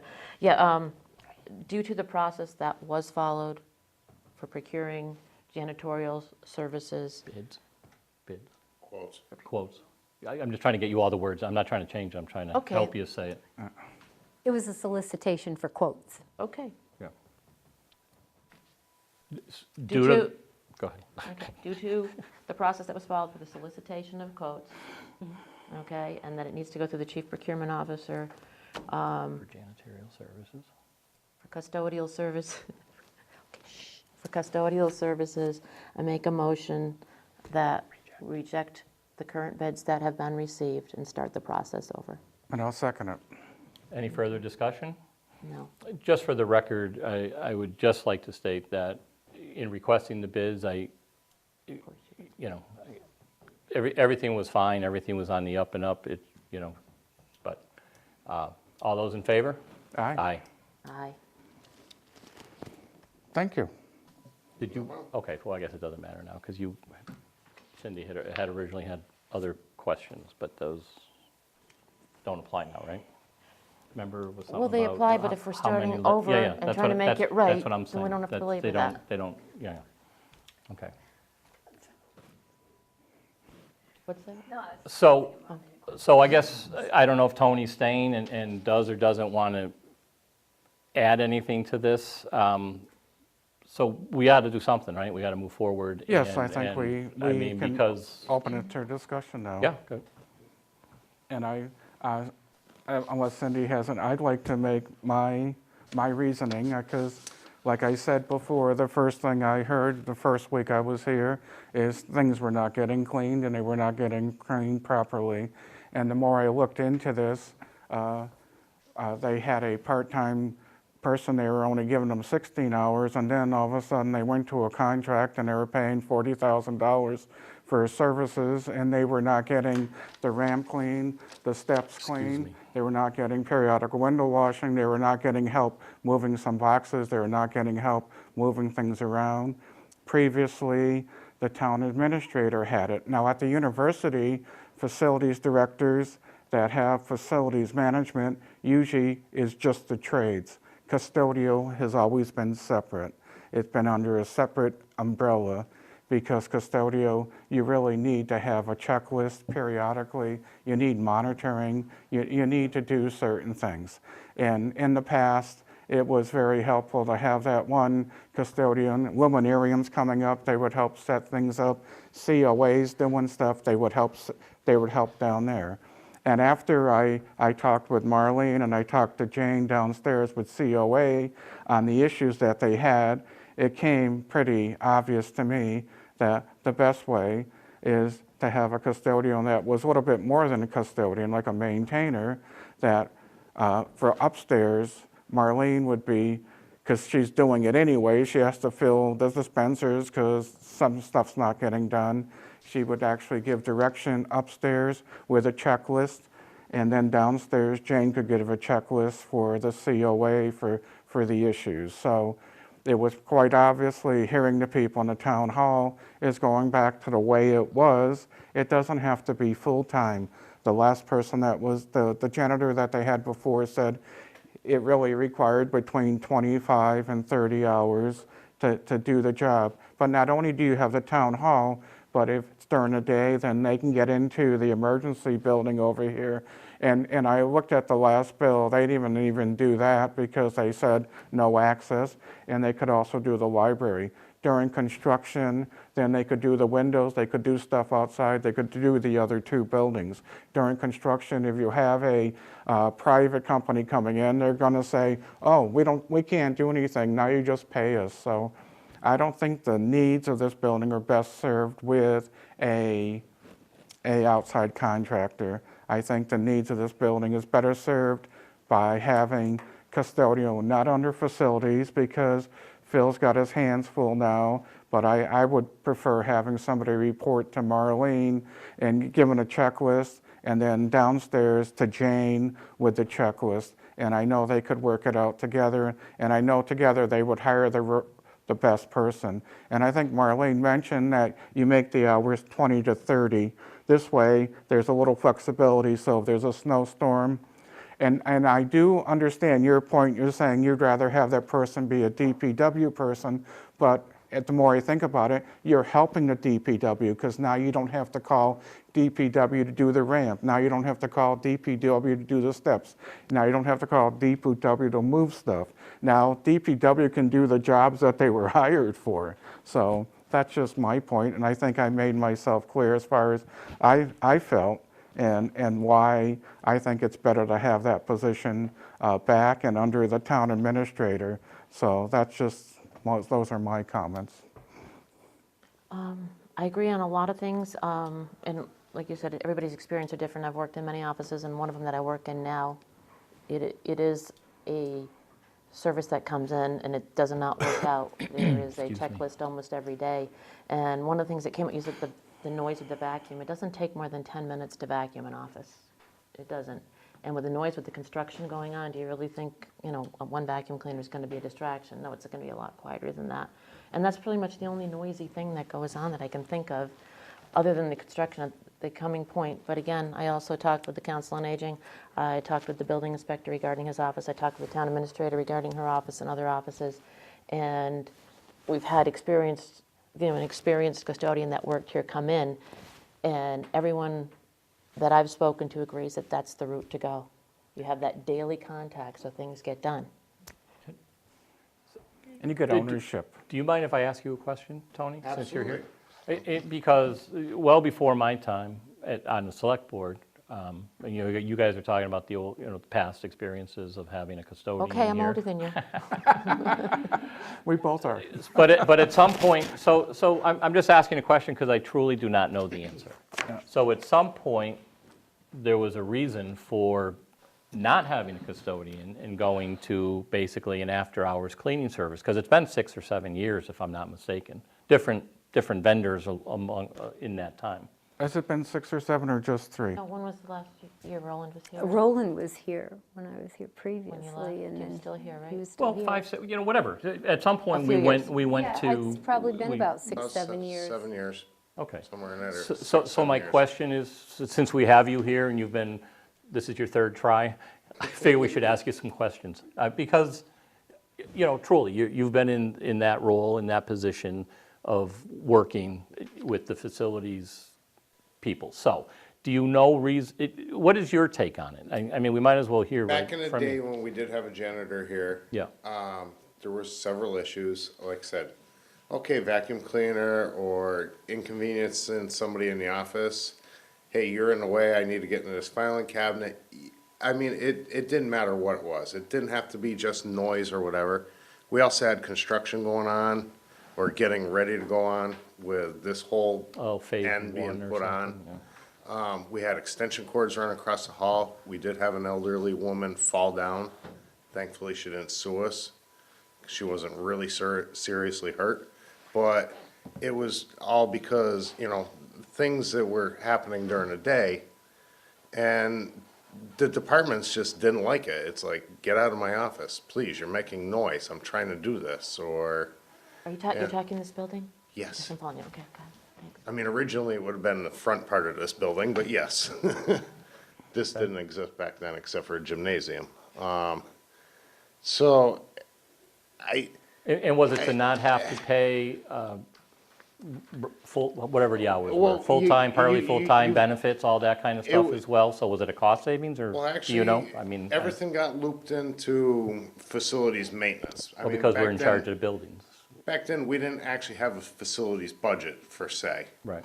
Whether it was fix the handicap ramp, just to at least put the blacktop down on it, or even put concrete on it, just to patch up the holes in it.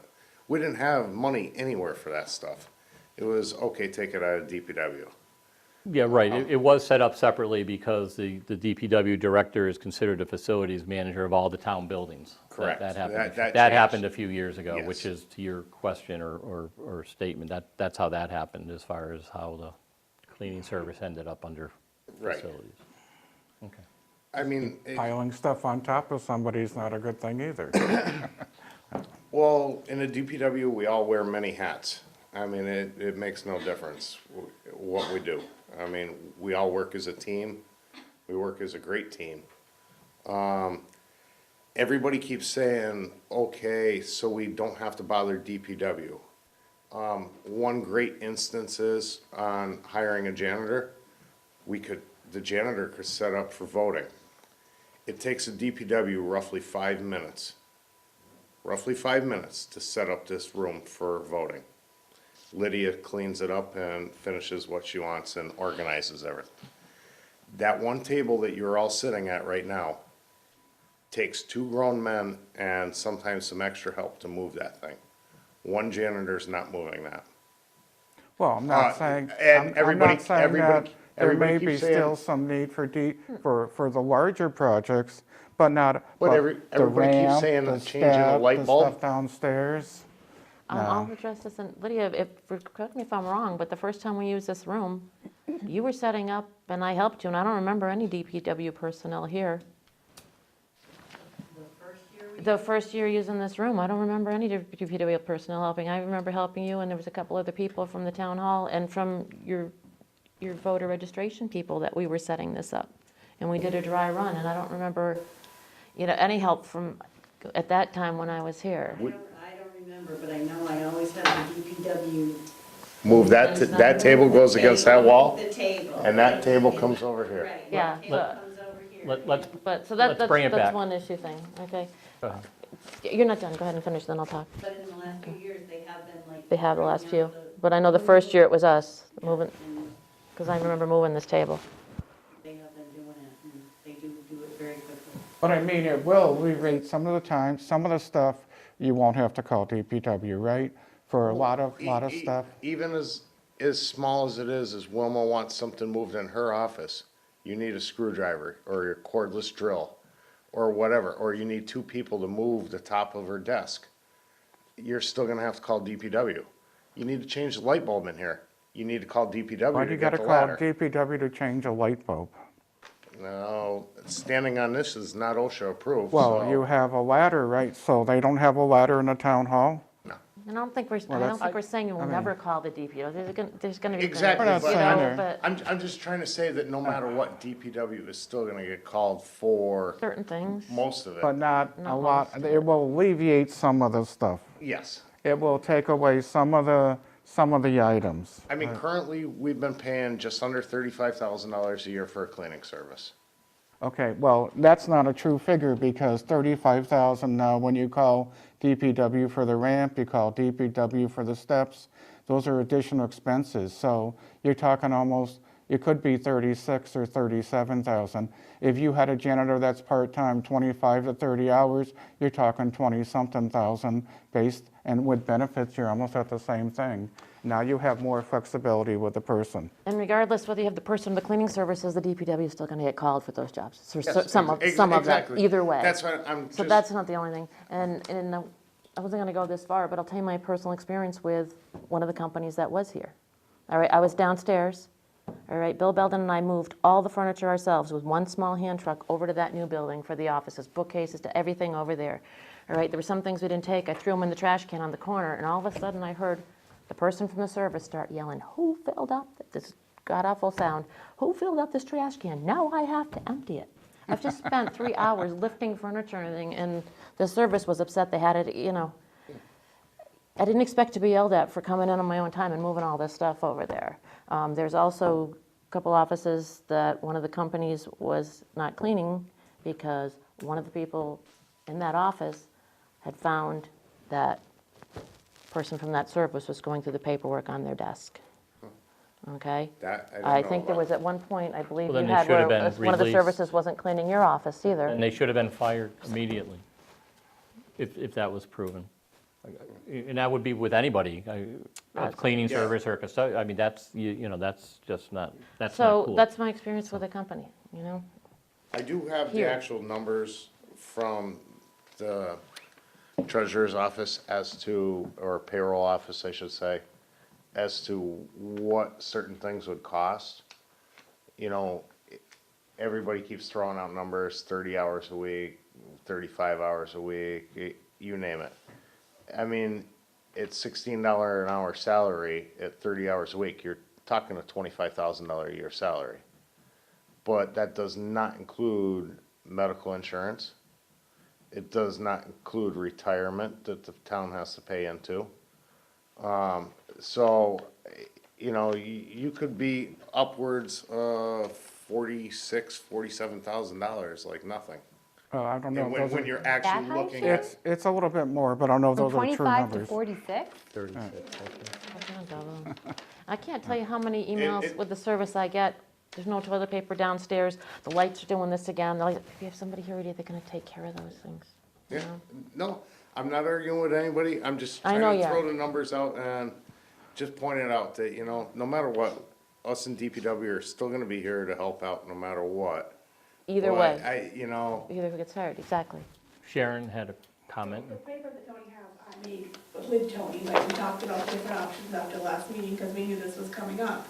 It can get costly if you know, with all the tip benefits, if the problem is you don't know who you're going to hire, they could have a family plan that costs us a lot of money. You have to plan for the highest cost possible when you're doing the budgeting. As someone who works in this building every day, our office, I don't know if it's the same scenario, but the cleaning company does clean while we're here, because obviously we have all the money in our office, in the treasurer's, collector's office, and it isn't a 10-minute process.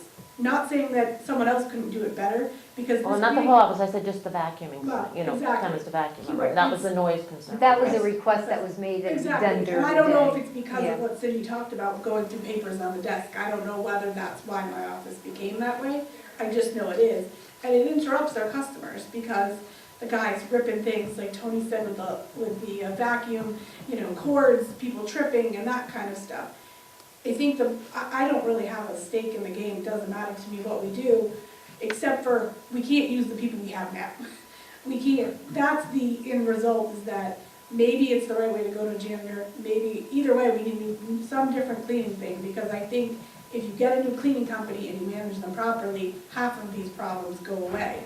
To Brian's point, if someone was going through stuff, you should get fired. If they're not cleaning the bathrooms and they're not doing the toilet paper and they're not doing this, then why isn't the supervisor been here? Previous workforces, I've managed cleaning services, and hey, they're not doing their job. I call them, I get the manager here, and you know, they get, I don't know if discipline's the right word, but they get spoken to because we're paying for them, and if they're not gonna do it, like the fire department and the police, they had so many problems with it, they stopped using the service. They get reminded of the expectation, Sharon, that's how we say that. I love that. So I could care either way. I just caution that it could be really expensive. It is hard to do it during the day. But the bottom line is, I will agree with everybody else that this building is not as clean as it should be. Especially the stairs and such. But the other thing is though, this last cleaning company, like you said, they didn't do a good job. I feel the previous one didn't either. No. However, I don't know how many times. And they should have been you spoken can tell to. me how many times though that last cleaning company has called the DPW director and complained numerous times that they weren't getting calls back. You know, so you can't reprimand someone if their calls do not get returned. That's what I agree. And no matter what we do, we should get a cordless vac if that's everybody's concern, is the cord. Well, it's true. I mean, maybe that is a solution to one of the problems. But I don't care whether Phil manages it or Marlene manages it, but someone needs to manage whatever process we do, because right now they're not getting managed. The guy never gets talked to. That's another reason I like to bring it back under the town administrator, away from the DPW, because they can do their jobs, My caution to the same thing as Phil is that we're putting a lot on Marlene too, so she's got a lot on her plate, so I'll advocate for her that no matter what we do, I feel bad for whoever has to manage this. True, very true. You know, sorry Marlene, we're not trying to, I don't want to add more to your plate. I understand, thank you. But we do need to do something, that is, So if the town moved to a custodian in the building, which I'm still not keen on, but that's okay, where would the salary come from? Because we don't have any monies in the salary lines currently, right, in this current budget, to be able to Right, take out. you would have to move it out of the expense, facilities expense, into the facilities salary line. Yeah, but you can't just do that, can you? Oh, town meeting would have to do that. Oh. Right, town Well, meeting. That's my Oh, point. yeah, town I'm meeting. thinking of a timing issue. Yeah, oh, here. no, you can't just do, it would require town meeting authorization to transfer monies from facility expense to facilities wages. Well, I mean, So if the that doesn't money, help us in the but if the money meantime, came right? out of there, they could still have Marlene oversee the Yeah, yeah, custodian, no, no, right? I'm talking about, we're trying to do Funding. something now for Right. some sort of custodial service, because nobody's happy with what's happening. There is Currently. some money in facilities wages, but not that much. One thing I forgot, Brian, sorry. That's all right. That I know that the library currently has people that they employ to clean the library, 2 of them. So I don't wanna put somebody out of a job over there, just saying, but I just know that we currently pay somebody to clean the library now. No, Well, the we're not library looking to was- do If they that. needed something, somebody Okay. could help out a little bit. Library requested 4 hours or something. Right, library said maybe 4 hours a week, Yeah. yeah. They requested, so. I wasn't sure, I just know. No, we appreciate the information. You know, it's a lot easier to make decisions when you have all the information to. I had talked to base the it. library director.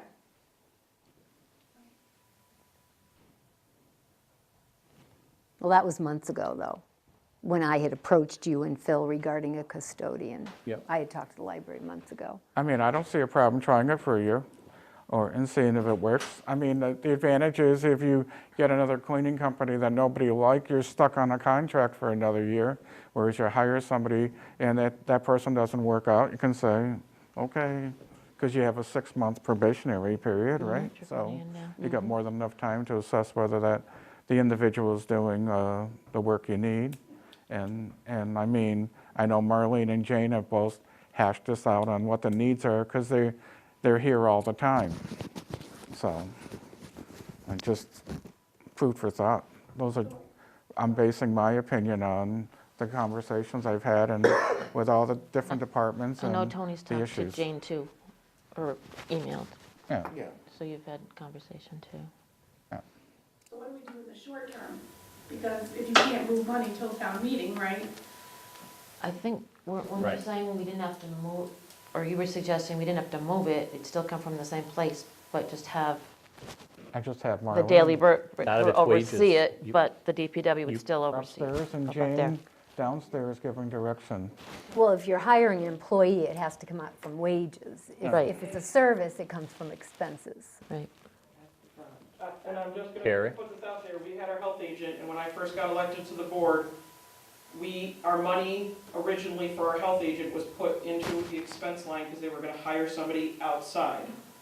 In turn, they didn't hire an outside company, they hired somebody to be run that answered to the Board of Health. So we, at town floor, Louise brought it up and was very clear on it that the money had to be moved out of the expense line and put into a salary line. It's a big difference, and it only can be done at town floor. So if No, we're we talking from know now that. until May to figure something out, you can't hire a janitor currently to begin with. Right. Based on the way the rules Yeah, are, because we yeah. couldn't hire a health agent and direct them ourselves at the time without moving the money at town floor. Right. But presently, there's money in there, and it was budgeted for the rest of the year. But it's and expense it- line, and the- there's a difference between right. expense and Yeah. salary. You can't, it doesn't make sense, but There's a you can't small- just. Yeah, there's a you small can't amount just of money transfer. in the facilities wages. There's some, Phil has somebody that comes here and does some Enough to shoveling. cover 4 months, say, because April you'd be looking to do it for May. Hmm. Is there enough to cover 4 months? Like part-time? I The don't money's, think yeah, so. you'd have to wait till May to do the thing, to do the. I have to look at the budget, but I don't think so. I know that DPW hires somebody to help out at the transfer station and do some shoveling here from time to time. What about that senior work-off program? Couldn't you get some retirees In the to sweep interim? the Yeah, floors? temporary, right. We have that. Not for 16 Yeah, hours a week. Yeah, No, not that long, but if you But get they only 4 can of make them. up They're to $1,500, That right. goes quick It's up when to you're trying to 15. add those hours up, if you're making it 16 hours a week, They can- $1,500 is gonna come quick. we can only pay them up to 1,500. So the way I see it, you Rotate it. either continue with the current cleaning service, in today's world of where monies are. Right. We either continue with the current cleaning service with, which nobody seems to be happy with, or, to Ed's earlier point, you can rebid it at either a 6-month or a 1-year, whatever. For the remainder for- of the fiscal year? For, for a different cleaning company, and then either if somebody will even bid on it for 6 months, I have no idea. Because the monies are available for that.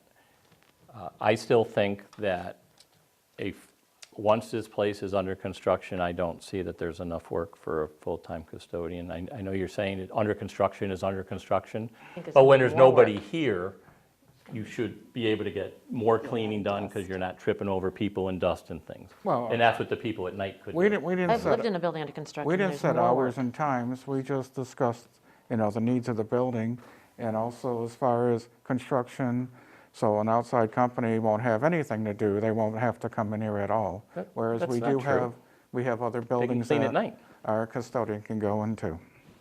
Okay, we're just never gonna, With this current one, do we have to give like a 30 days notice to the current company? There isn't no, a they're out of contract. contract. Right, I know they're not, so they're month to month, but usually you still have to do like I don't a know what one pay period arrangement of. We should give them a DPW couple made with weeks, them. I mean, But usually whatever the pay period is, that's yeah, I what don't he think it's under considers I think notice, but- once I don't know that because I don't have it in front of me. I think once it expired, that 30-day, within this contract, if one party wants to get out, it get 30 days notice, blah, blah, blah. But I think the right thing to do would be to give at least a 2 weeks notice. I mean, If you look at it though, we're talking January, February, March, April, and we go to town meeting, 4 more months.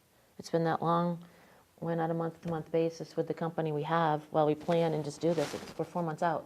And they've already been working over the end of their contract a couple of months. Has anybody reached out to them to tell them we have concerns now?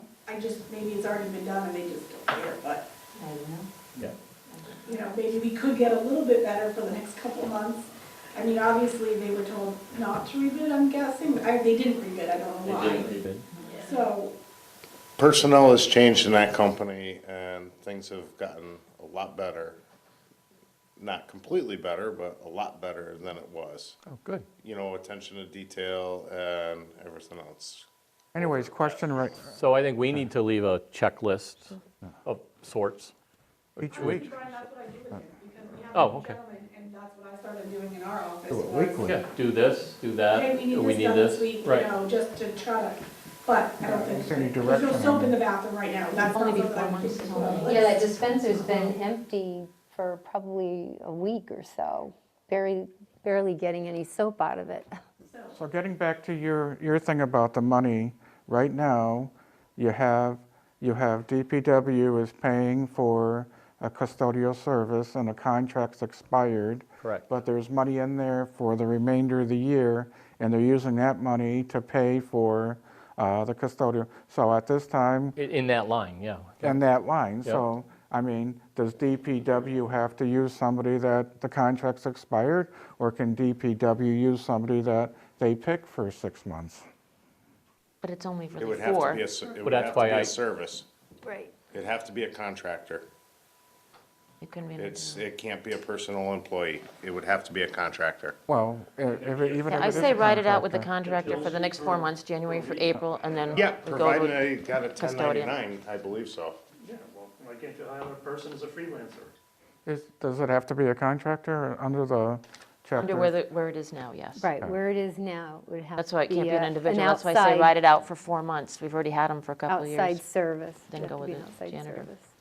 Well, if we're gonna continue them for 4 months, we gotta have some kind of, a DPW getting a checklist and stuff and getting things cleaned and getting these concerns addressed because, and then I guess at town meeting is when we have to bring up the issue for the town to decide if that's what they want or they don't want, right? So Yeah. if the town wants a part-time custodian for the building, then at town meeting, I guess, is that what you're saying to me? We have to bring it up That would be a there. discussion during developing the So- Well, budget. I'm just going to say, during the budget Budget development, if that's the development, route we yeah. went, you would So- theoretically lessen the facilities wage line So the and prefa- increase or expense line and increase the wage line. So, under our present custodian, Phil is overseeing the custodial services? Well, No. Tony is. Why isn't Phil overseeing custodial services? Because you said he's the facilities Potential- manager. He is.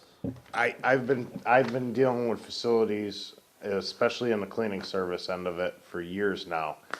If there's a water leak in the basement here, I call and make sure the boiler guys are here to fix it. The boilers go out at night, I'm the one that comes in here and fills the boilers in the middle of the night when something's wrong. So between Phil and myself, yes, we handle facilities, along with the rest of the DPW staff. Right. We all make it work. As for overseeing a cleaning service or whatever, it was done that way for a reason because of conflict of interest laws. Well, the present custodian isn't a relative of Phil's, right? No, So, but right now, back when this contract was established, neither Phil nor myself had anything to do with this contract. It was put out to bid, or bid 6 months prior to our prior cleaning service, their expiration date, and we had no input on it or anything else, and this S&J Services was subsequently hired. yeah, but the input should come from the needs from you guys, as if you want a service, you guys are the ones who are supposed to say, this is what you want done, right? We didn't have that process back then. Okay, well, anyways, the present custodian. When we that's- put it out to bid last year, Ed, just to clarify, I had drafted the specifications and reviewed them with Phil. Okay, but the present, yeah. the present custodian service that they have right now for town hall, are you saying you oversee this service, or does Phil oversee that service? Neither one of us. Both of you, so, okay, so does that present neither one of you? I've had zero contact information with them, names, no query checks, no anything from this service since they started. No, but those were completed before. Right, There was a delay I in did it the procurement because of for them. services. There was a delay, right. I did the but- procurement of services. Right. We put it out to bid, we opened the bids, we awarded it. That's all I do. Right. Right, right. To answer So- your question, I'm trying to narrow this down to the current service should be. the people that come in the each current- night and clean up. Hear that Who's vacuum? overseeing them? The current service is under the DPW director as the facilities I know, it's at manager. night and you can still hear Yeah. it. Should be. So it's under Phil, to answer your question. So Phil is responsible for all the concerns, so they have concerns, it goes to Phil, not to you, right? Okay. Well, yeah, I mean, Phil's the director of the DPW. He has no Yeah, relationship with this company, yeah. so, One or both of us will yeah, handle it. but I mean, they both, if- yeah.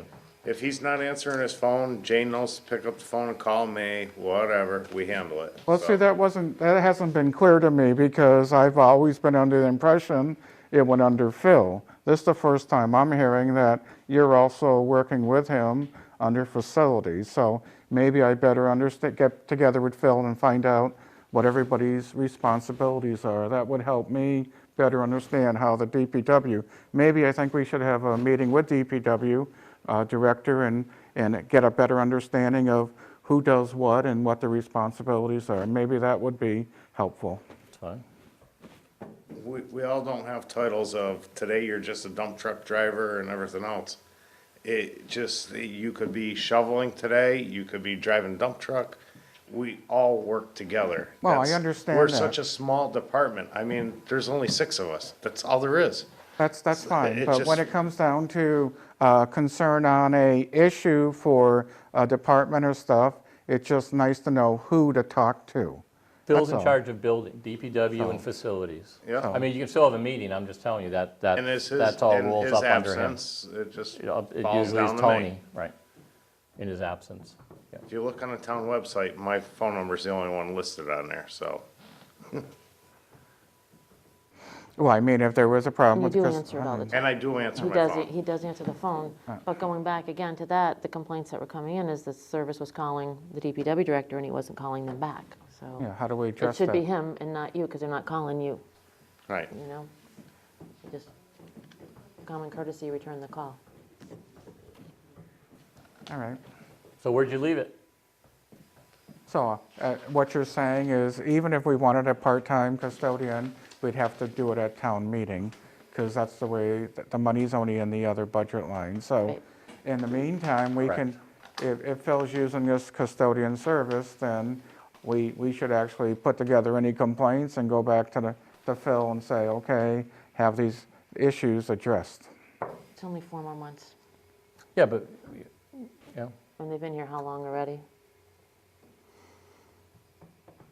16. Yep. So I think in May, we can. Well, as we're putting the budget together in March and April and all that stuff. Yep. So, but we need to, Do we need to have a vote and see if we can go to a hired single person as a If that's what you custodian as wanted. opposed to I would a service? suggest that that's if what you want to do, that, yeah, you have to do it in the form of a vote.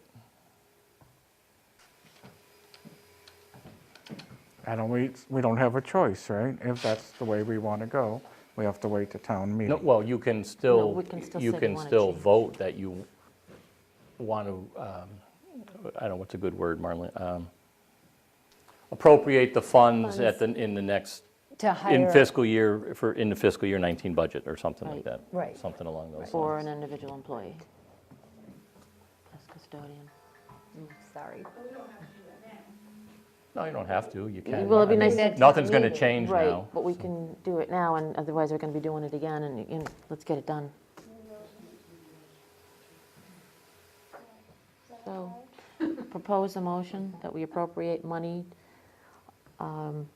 for the position of an individual custodian, and that would be based on town meetings, reception to that, and extend the current, or it's not even a contract, extend the current month to month of the service we have I- for Could 4 I- months. Can I make a suggestion? months? Keep them separate motions. Right. Right, so the May vote would be for July 1st, so it would be 6, right? Right. And make that 2 motions. No.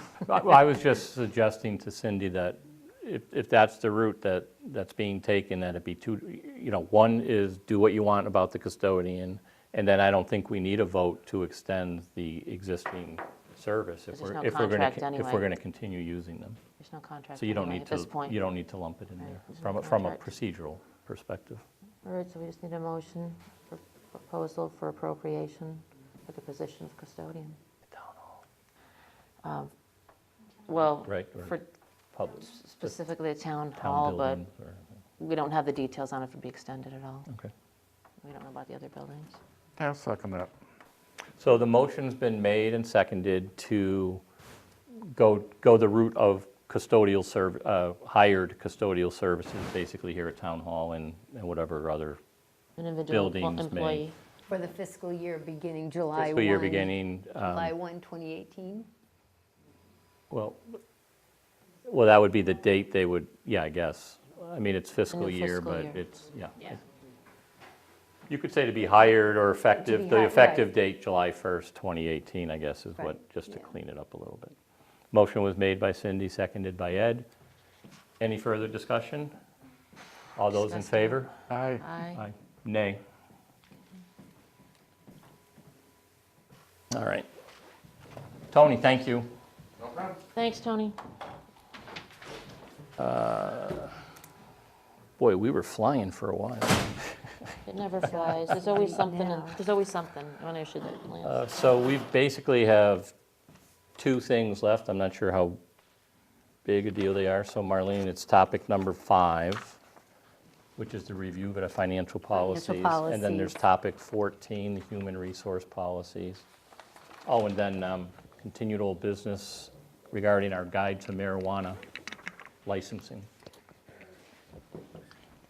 So, Right, and you- that you- was- You want to do one That first, was, or do? the Guide to Marijuana Licensing in Massachusetts really was communication that I had asked to be placed in your meeting packet, Yeah. and just, and it's for review. We didn't need to go into Okay. detail about it. So we at saw this that, yeah, meeting. I saw the Right. questions and answers and what you should or shouldn't do and what happens if you do or don't do take certain actions and votes in advance. Okay.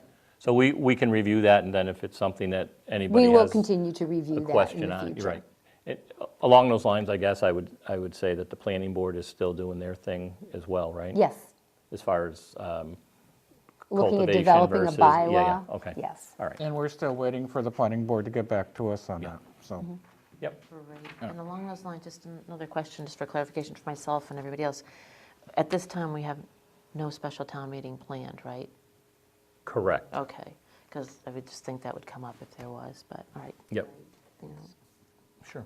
All right, so you want to do topic number 5, which Yes, is the review please. the financial policies? Financial policies, and as I had mentioned at a previous meeting, is that, the Division of Local Services assisted the town with developing or updating the town's financial policies. Right. And the policies will require review and adoption. And so we will continue to do that, but just to start off, at the beginning of, their cover letter, they identified 4 items that would require town meeting action. Okay. So I'm asking the Board of Selectmen if they would support these proposed actions. One is to develop a tax title payment bylaw, and they have included in their cover letter sample language for that. So if the Board of Selectmen agree, I will draft that bylaw in form of an article for the annual town meeting warrant in May. Okay.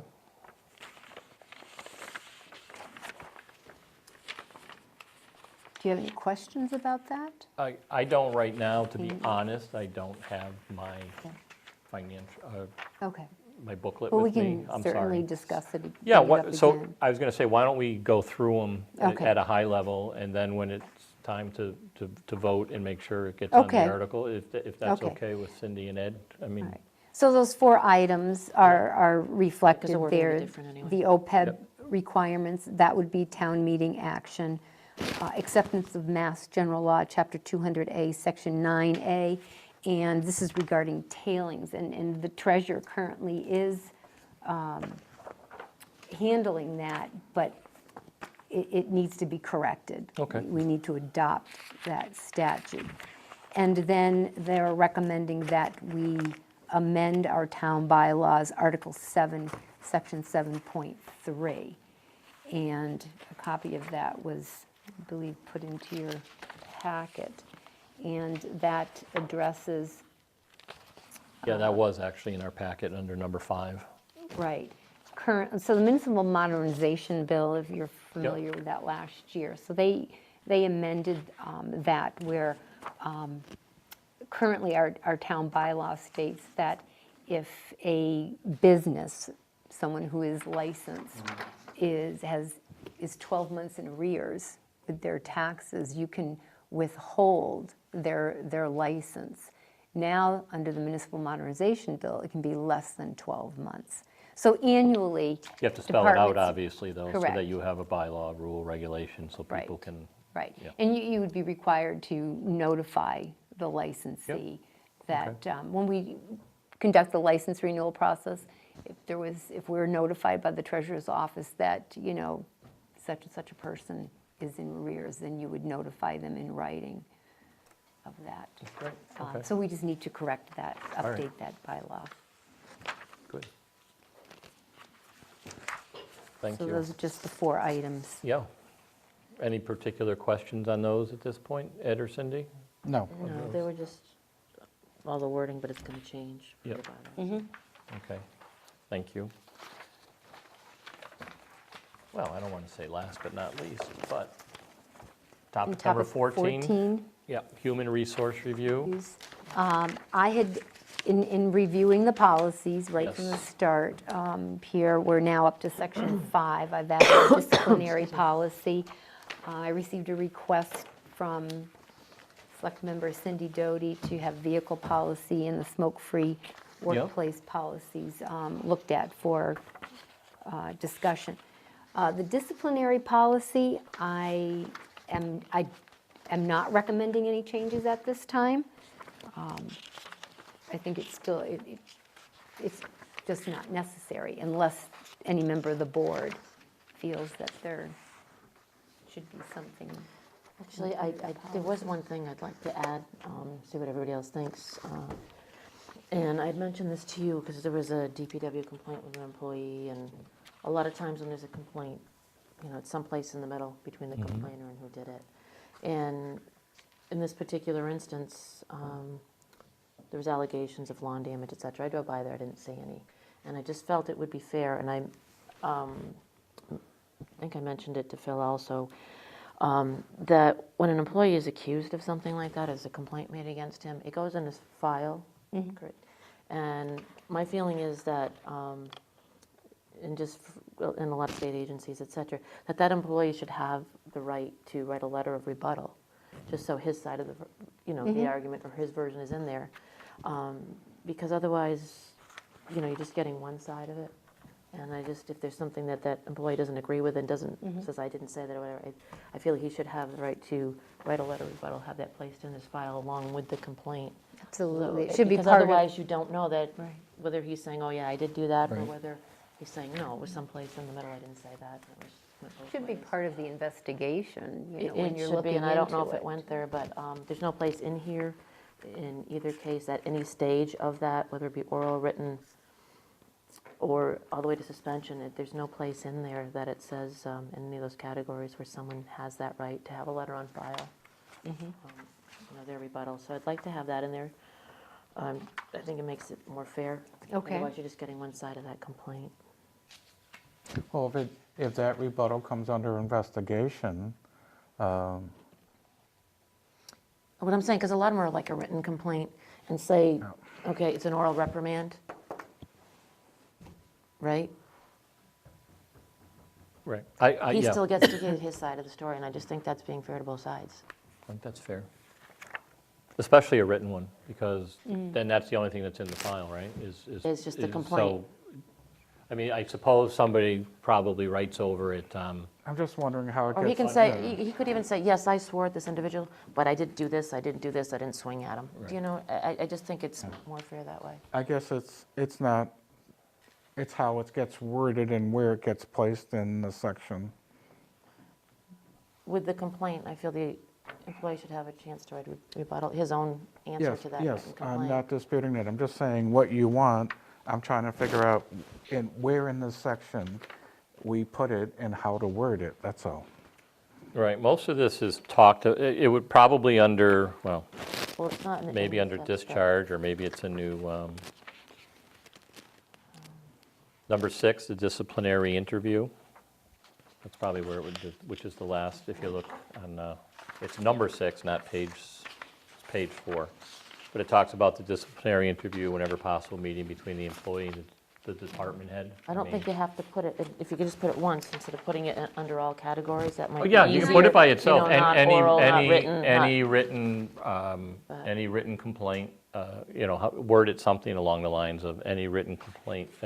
Employees have the opportunity to respond to any written complaint that's put into their file. Or, yeah, I mean, you got to clean it up, but How something about like adding that. it to section 5.2, general procedures? Okay. We call it a two-from, we do it at the state, we do it at our place. If somebody puts in a complaint, or you're in trouble, you get reprimanded, or somebody puts a complaint in about you, they call it a two-from, and you have to write what your side of the version of the story was. Right. If you put that as the automatic, it might just be so helpful that the person in response has to right away give their version, like Cindy, and then Yeah. it goes in their file, because it's their side of the story. Right. I agree with Cindy, everybody deserves a chance. Oh, I think we all do. We just need to know where to fit it into the policy. Right, right. The only other thing I had noted on that was that Call Carrie. I didn't know, Yeah. because when I did an investigation on an employee, I always gave them that opportunity to Yeah, do that. well, And you're right. I There's just always, think it's a fair way, because there's always two sides to every story. or 3. And I don't know if we'd have to specify whether that means just full-time permanent employees, or that means anybody on probation could do that. Or I would think it would be, I think it should be allowed to anybody in general, no Anybody matter who's- what their who- status. Anybody who Right. has a complaint filed them, any against them. status, so. Yeah. Yeah, But okay. I think we're all in agreement. It's just a matter of where to place it. We can leave that up to, Which can be determined at a later date too, right? We could- yeah, we if you could want. I mean, it's just, Think about where to put it and how to word it. why don't we say, well, whatever the town administrator feels it flows best in there when she does it. there you go. I like that idea. Okay. Is that the form of a motion, Cindy? To approve, You do know I develop- don't like doing the motion part. Develop, Right, okay, I'll make a motion that when the town administrator reviews Section 5 disciplinary possible of the town code of conduct, that we add that whenever a complaint is made against an employee, that employee has the right to write a letter of rebuttal to be placed in the file along with the complaint. And when you put that under section 5, that'll be at your discretion where you feel that it fits best in that Second. section. Good job. I second, so the motion's been made, I seconded it. Is there any further discussion? No. No. Good with that? Okay, all those in favor? Aye. Good idea. Thank you, Marlene. You're welcome. Thank you. All right, the next policy to review is section 21, subsection 21.4, which is in fact the town vehicle policy, the policy of using town vehicles.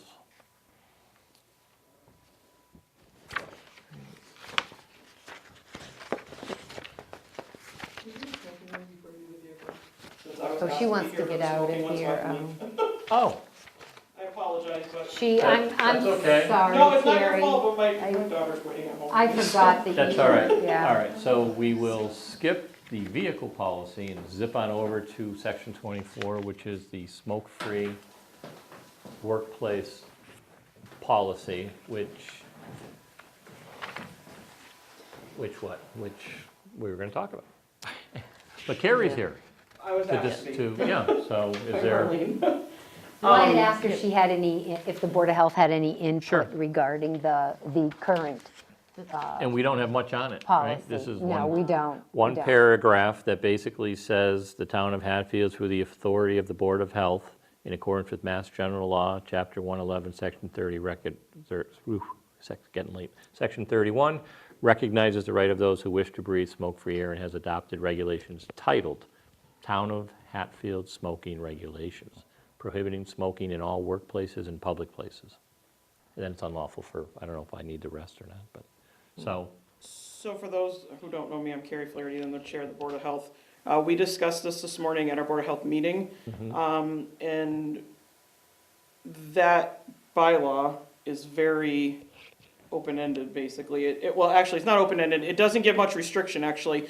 If all that bylaw is saying currently is that people cannot smoke in this building, because that's considered the workplace, Yep. which obviously everybody knows you can't do, and that you can't smoke in public buildings, which would then again go to a restaurant or a store or whatever the case may be, if you want, school buildings, so on and so forth. I know we have received complaints along with you guys about the cigarette butts and stuff like that outside the building here and in general, littering, that kind of stuff. So the way we discussed it this morning is we as the Board of Health can change the bylaw to be that you cannot smoke or have smoking product within 50 feet of municipality building, including parking lots and sidewalks. Is there a no smoking town I bylaw? don't think there's a bylaw. This is the code of conduct This is in regulations. the HR manual that. The Board bylaw. of Health has tobacco regulations that we stipulate for the town. Oh, and those we are in the can town yes. bylaws, yes. And we've already checked with an attorney that has to do with the tobacco well, it's gonna set these regulations here because we as the Board of Health can implement a regulation that stipulates that people, current employees or people who are visiting the facility, that you cannot smoke within 50 feet of a municipality building or their parking lots or sidewalks.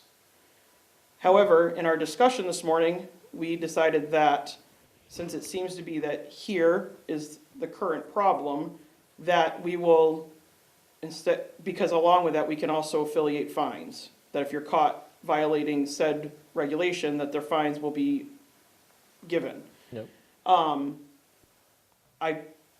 Myself and my other two colleagues on the board all just felt that if we put signs up and we inform everybody that this is going to be implemented, that, this is a smoke-free area basically, and I know we have one, we need more than one, put I call the butt huts out where people can dispose of their cigarette butts or whatever they're smoking into the thing, and tell people that if this continues to obviously be a problem, then we're going to implement, the board is gonna vote to put in the stipulation of the 50 feet parking Right. lots and sidewalks.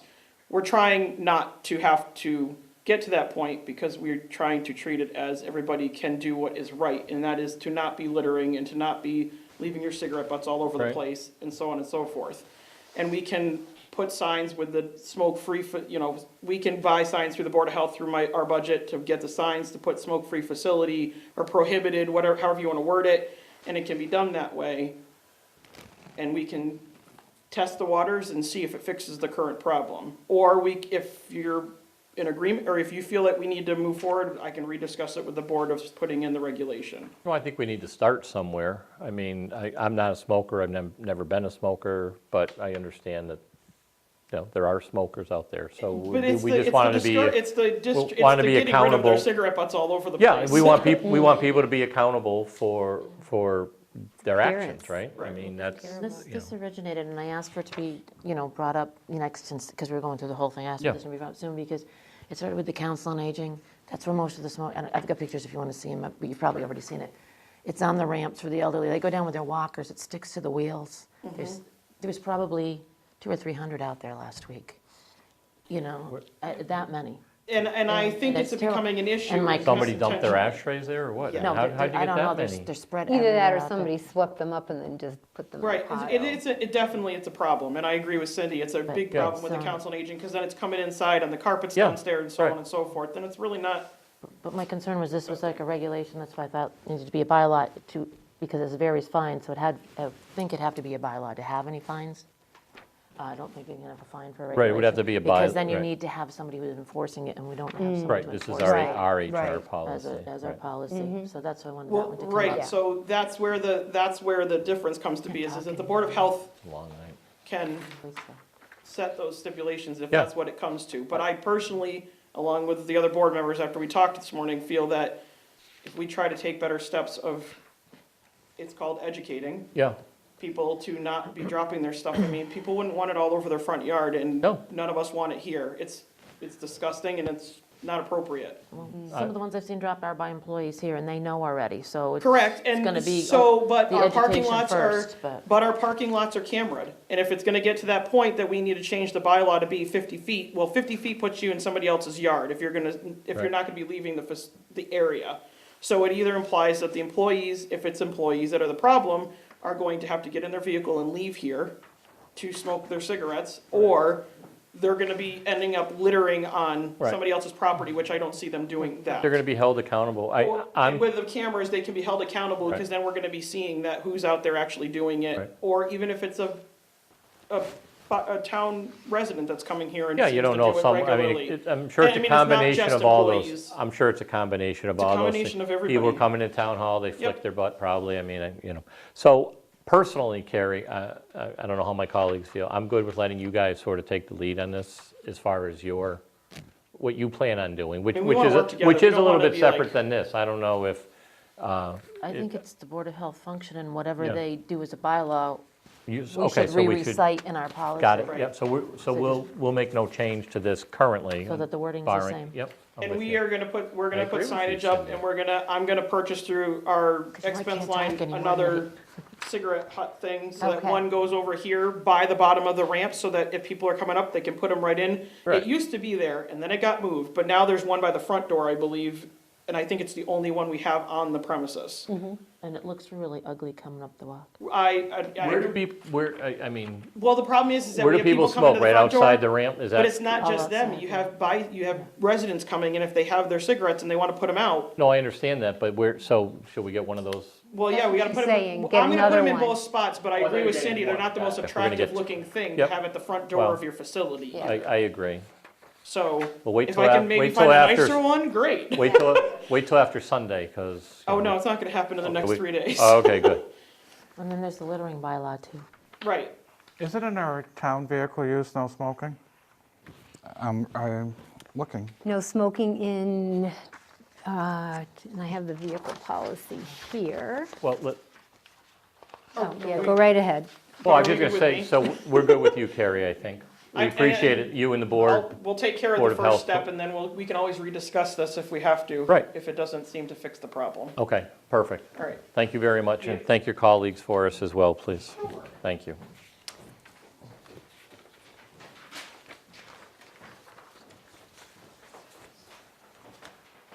Thank you, Sharon. All right. Our last review policy is the vehicle policy, vehicle policy as referencing section 21.4, town vehicles.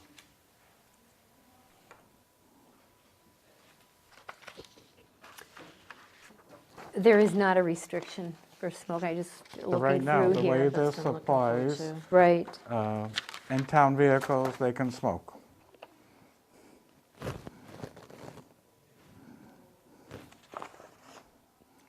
right. There isn't anything that, Prevents them from right. smoking in town That's right. vehicles.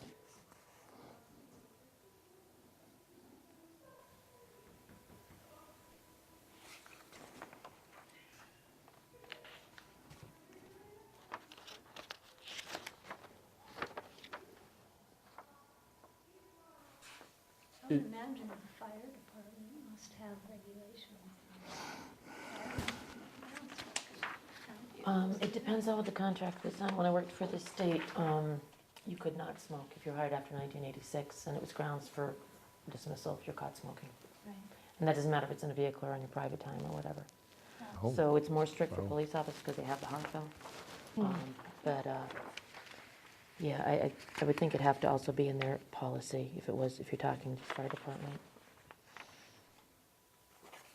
But, my concern of bringing this on was the amount of complaints I've been getting the last couple of months about use of town vehicles, about passengers in them. I did speak to one of the department heads regarding the use of passengers, and it's very clear in here already that they're not personal vehicles. They're not to be viewed, as personal vehicles. And I did address it, and I got a lot of blowback about it. And I think this needs to be enforced. It's in here. Secondly, just yesterday, I didn't get a chance to talk to this particular department head, but I got a complaint of one of the town vehicles on 91, and the operator was texting while he was driving on 91, and I didn't get a chance to speak to him yet. That's not good. Yeah, so I did talk to insurance company, local insurance company. If there is a passenger, and our vehicles are considered commercial vehicles, and a lot of it had just to do with the Chapter 90 stuff. They are registered differently. They're registered at different time intervals, 1 year instead of 2, and that's just other information. There's just differences, that if we have passengers in a town vehicle who is not a town employee and there's ever an accident, they can fight covering it, and the town would be left holding the bag for any injuries. Number one. Number two, because it's a commercial vehicle, on the policy, it has to be listed who may be using that vehicle as an operator and who may be in that vehicle. And he said that is consistent for any registered commercial vehicles, whether they are a civilian company or whether they're a municipal company or whatever. So our liability is way up there with allowing other people, the town, employees, who are not on that list in vehicles. And Now, getting back to the first thing, you said if they have a CDL? I didn't say anything about CD. I'm sorry, I don't have a voice left right now. No, But what were you saying as far as the insurance company requires? if they require, for any commercial vehicle, they require to know, and just like, I don't know if you have with your personal, if you have your kids got of age to drive, you had to put them on the insurance if they were going to be driving it. Okay, same thing, any vehicle, commercial vehicle that is registered, whether it be a municipality or anybody else, you have to list who the vehicles are.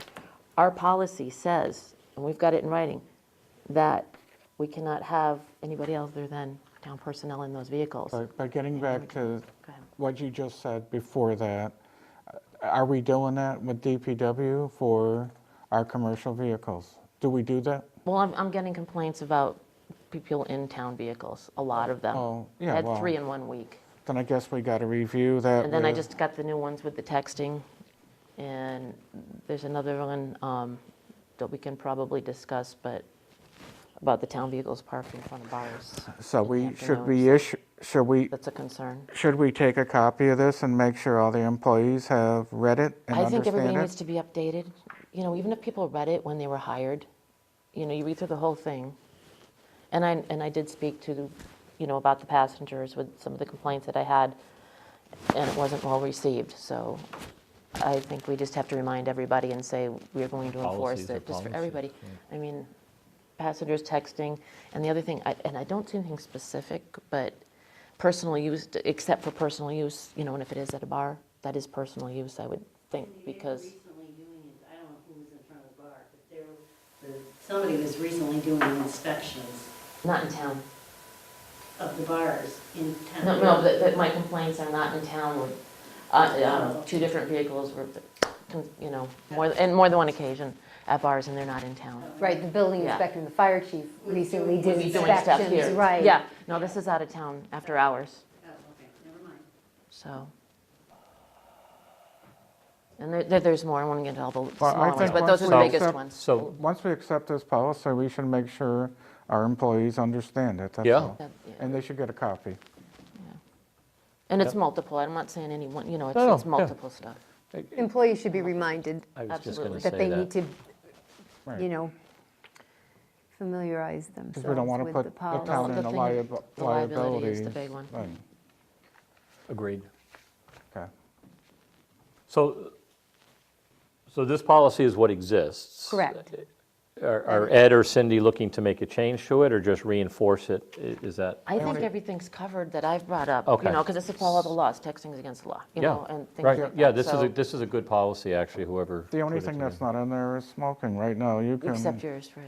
That's pretty much. Should that be in there or not? Because you're banning smoking from all town buildings and. You know, it might not be a bad idea, because if we say not on the premises, and now you have the employees going out and sitting in their car smoking, and dumping what's outside, I don't know. Go Or with should what, this you be- know. I'm just. Should be this, should this be I don't another want to, I don't want to discussion? stereotype. You know, I'm just thinking, you know, sometimes the outside field forces smoke. So they're in trucks for hours and hours, and, you know, if cracking the window and having a butt is. And then the next employee gets in that truck and has to deal with it, though. That's the only, you know. I hear that Yeah, side too, so- Cindy. I just, you know, I think if we can reinforce this and, I mean, have we gotten, you know, I don't know if we've gotten complaints from employees saying, I don't like getting in a truck where somebody else was because he smoked, or, you know, you could say, or, you know, I don't know. I'm very good with this. I think if we want to put something out there that, by the way, the Board of Health is updating their policy on town buildings, et cetera. You know, I don't know how we word it, but something like, how about when we talk about vehicles, we do the same type of thing, you know? Yeah. If you're working in a truck, whether you're plowing snow or whether you're driving a dump truck, that's your That other workplace. person maybe Yeah. running. And Yeah, I the mean, other I thing hear on you, that I is- just, And to play devil's advocate, if that's why, like, going over the bills, if that's why the DPW is getting the interior of their trucks detailed for almost $100 a pop for a work truck, that's not a good thing. So if that's part to get the smoke smell, I don't know. But, I mean, I'm looking at, you detailing inside of a DPW truck, I'm like, anybody ever hear of shop vac? I mean, I can't see that for, you know, when the boots are in there and everything else, but a lot of wasted money. maybe So, that's a but conversation. but maybe if smoke is the problem and that's what they're doing to get Oh. it out. But maybe we then should yes. find out what it is. So, I mean, I guess I would say, and we can always amend these anytime. Why don't we have a conversation, either individually or I like the idea not. whatever, to have a smoking on- conversation with Phil and It is say, a town listen, vehicle. you know, and I'm not looking at DPW employees per se, but, you know, that they're the majority of the town vehicles. So Phil, what's the Right. deal? Here, we're talking about this. What do you think the reactions? I like the gonna idea of be. no smoking in them, just in case there's a second employee who doesn't like it. Well- A lot of times there's 2 in a vehicle. I guess I just don't want to go down a road where we haven't really had an issue or a concern, or at least a known issue or a concern about it. Let's bring this up at another Let's discussion. just, But if it's yeah, let's right, done let's so- just get this out to the troops. Let's think about it, okay? Yeah, and Sounds and then good. let's, I'm not, yeah, Okay. let's have a conversation Alright. and, Out All to right. you know. departments. But everything else we can accept, I guess, if we want to, right? I mean, Yeah, we don't even need, So are you going to send that out to all employees then? Yes. Lieutenant? Okay, and we'll great. send that to all employees and make sure Mhm. they read it. And And we Maybe gotta- sign off on it, They should sign off on it. sign off on it, that Yeah. they read it. Or at least sign off that they got it, that said they need to read it. I mean, however- Now receipt of it. Yeah, Or and you can do that by email too, that's easy. yeah, whatever right? they, whatever And they this want. way, if something does happen afterwards, we can say, here's your sign off. You understood The the three of us have policy." done that in our entire careers, right? Yes. And that's what you do. All right, well, hard to believe 3.5 hours later, but I think that might be a wrap, I don't know. Oh, what? Oh, because we took a break. Tape is All running right, out. it is a little after 9. I lost my agenda, so, but I think that's all we had going on. Just kidding aside, a quick reminder to the townspeople, we hope to see as many of you as possible participate in Luminarium this Sunday. Not only lighting the bags or bottles or ice buckets or whatever you're doing, but down here to greet Santa when he comes to see all of us. So we hope to see you then. Is there a motion to adjourn? Motion to adjourn. There's- All those in favor? Aye. Thank Aye. you. Thanks, John.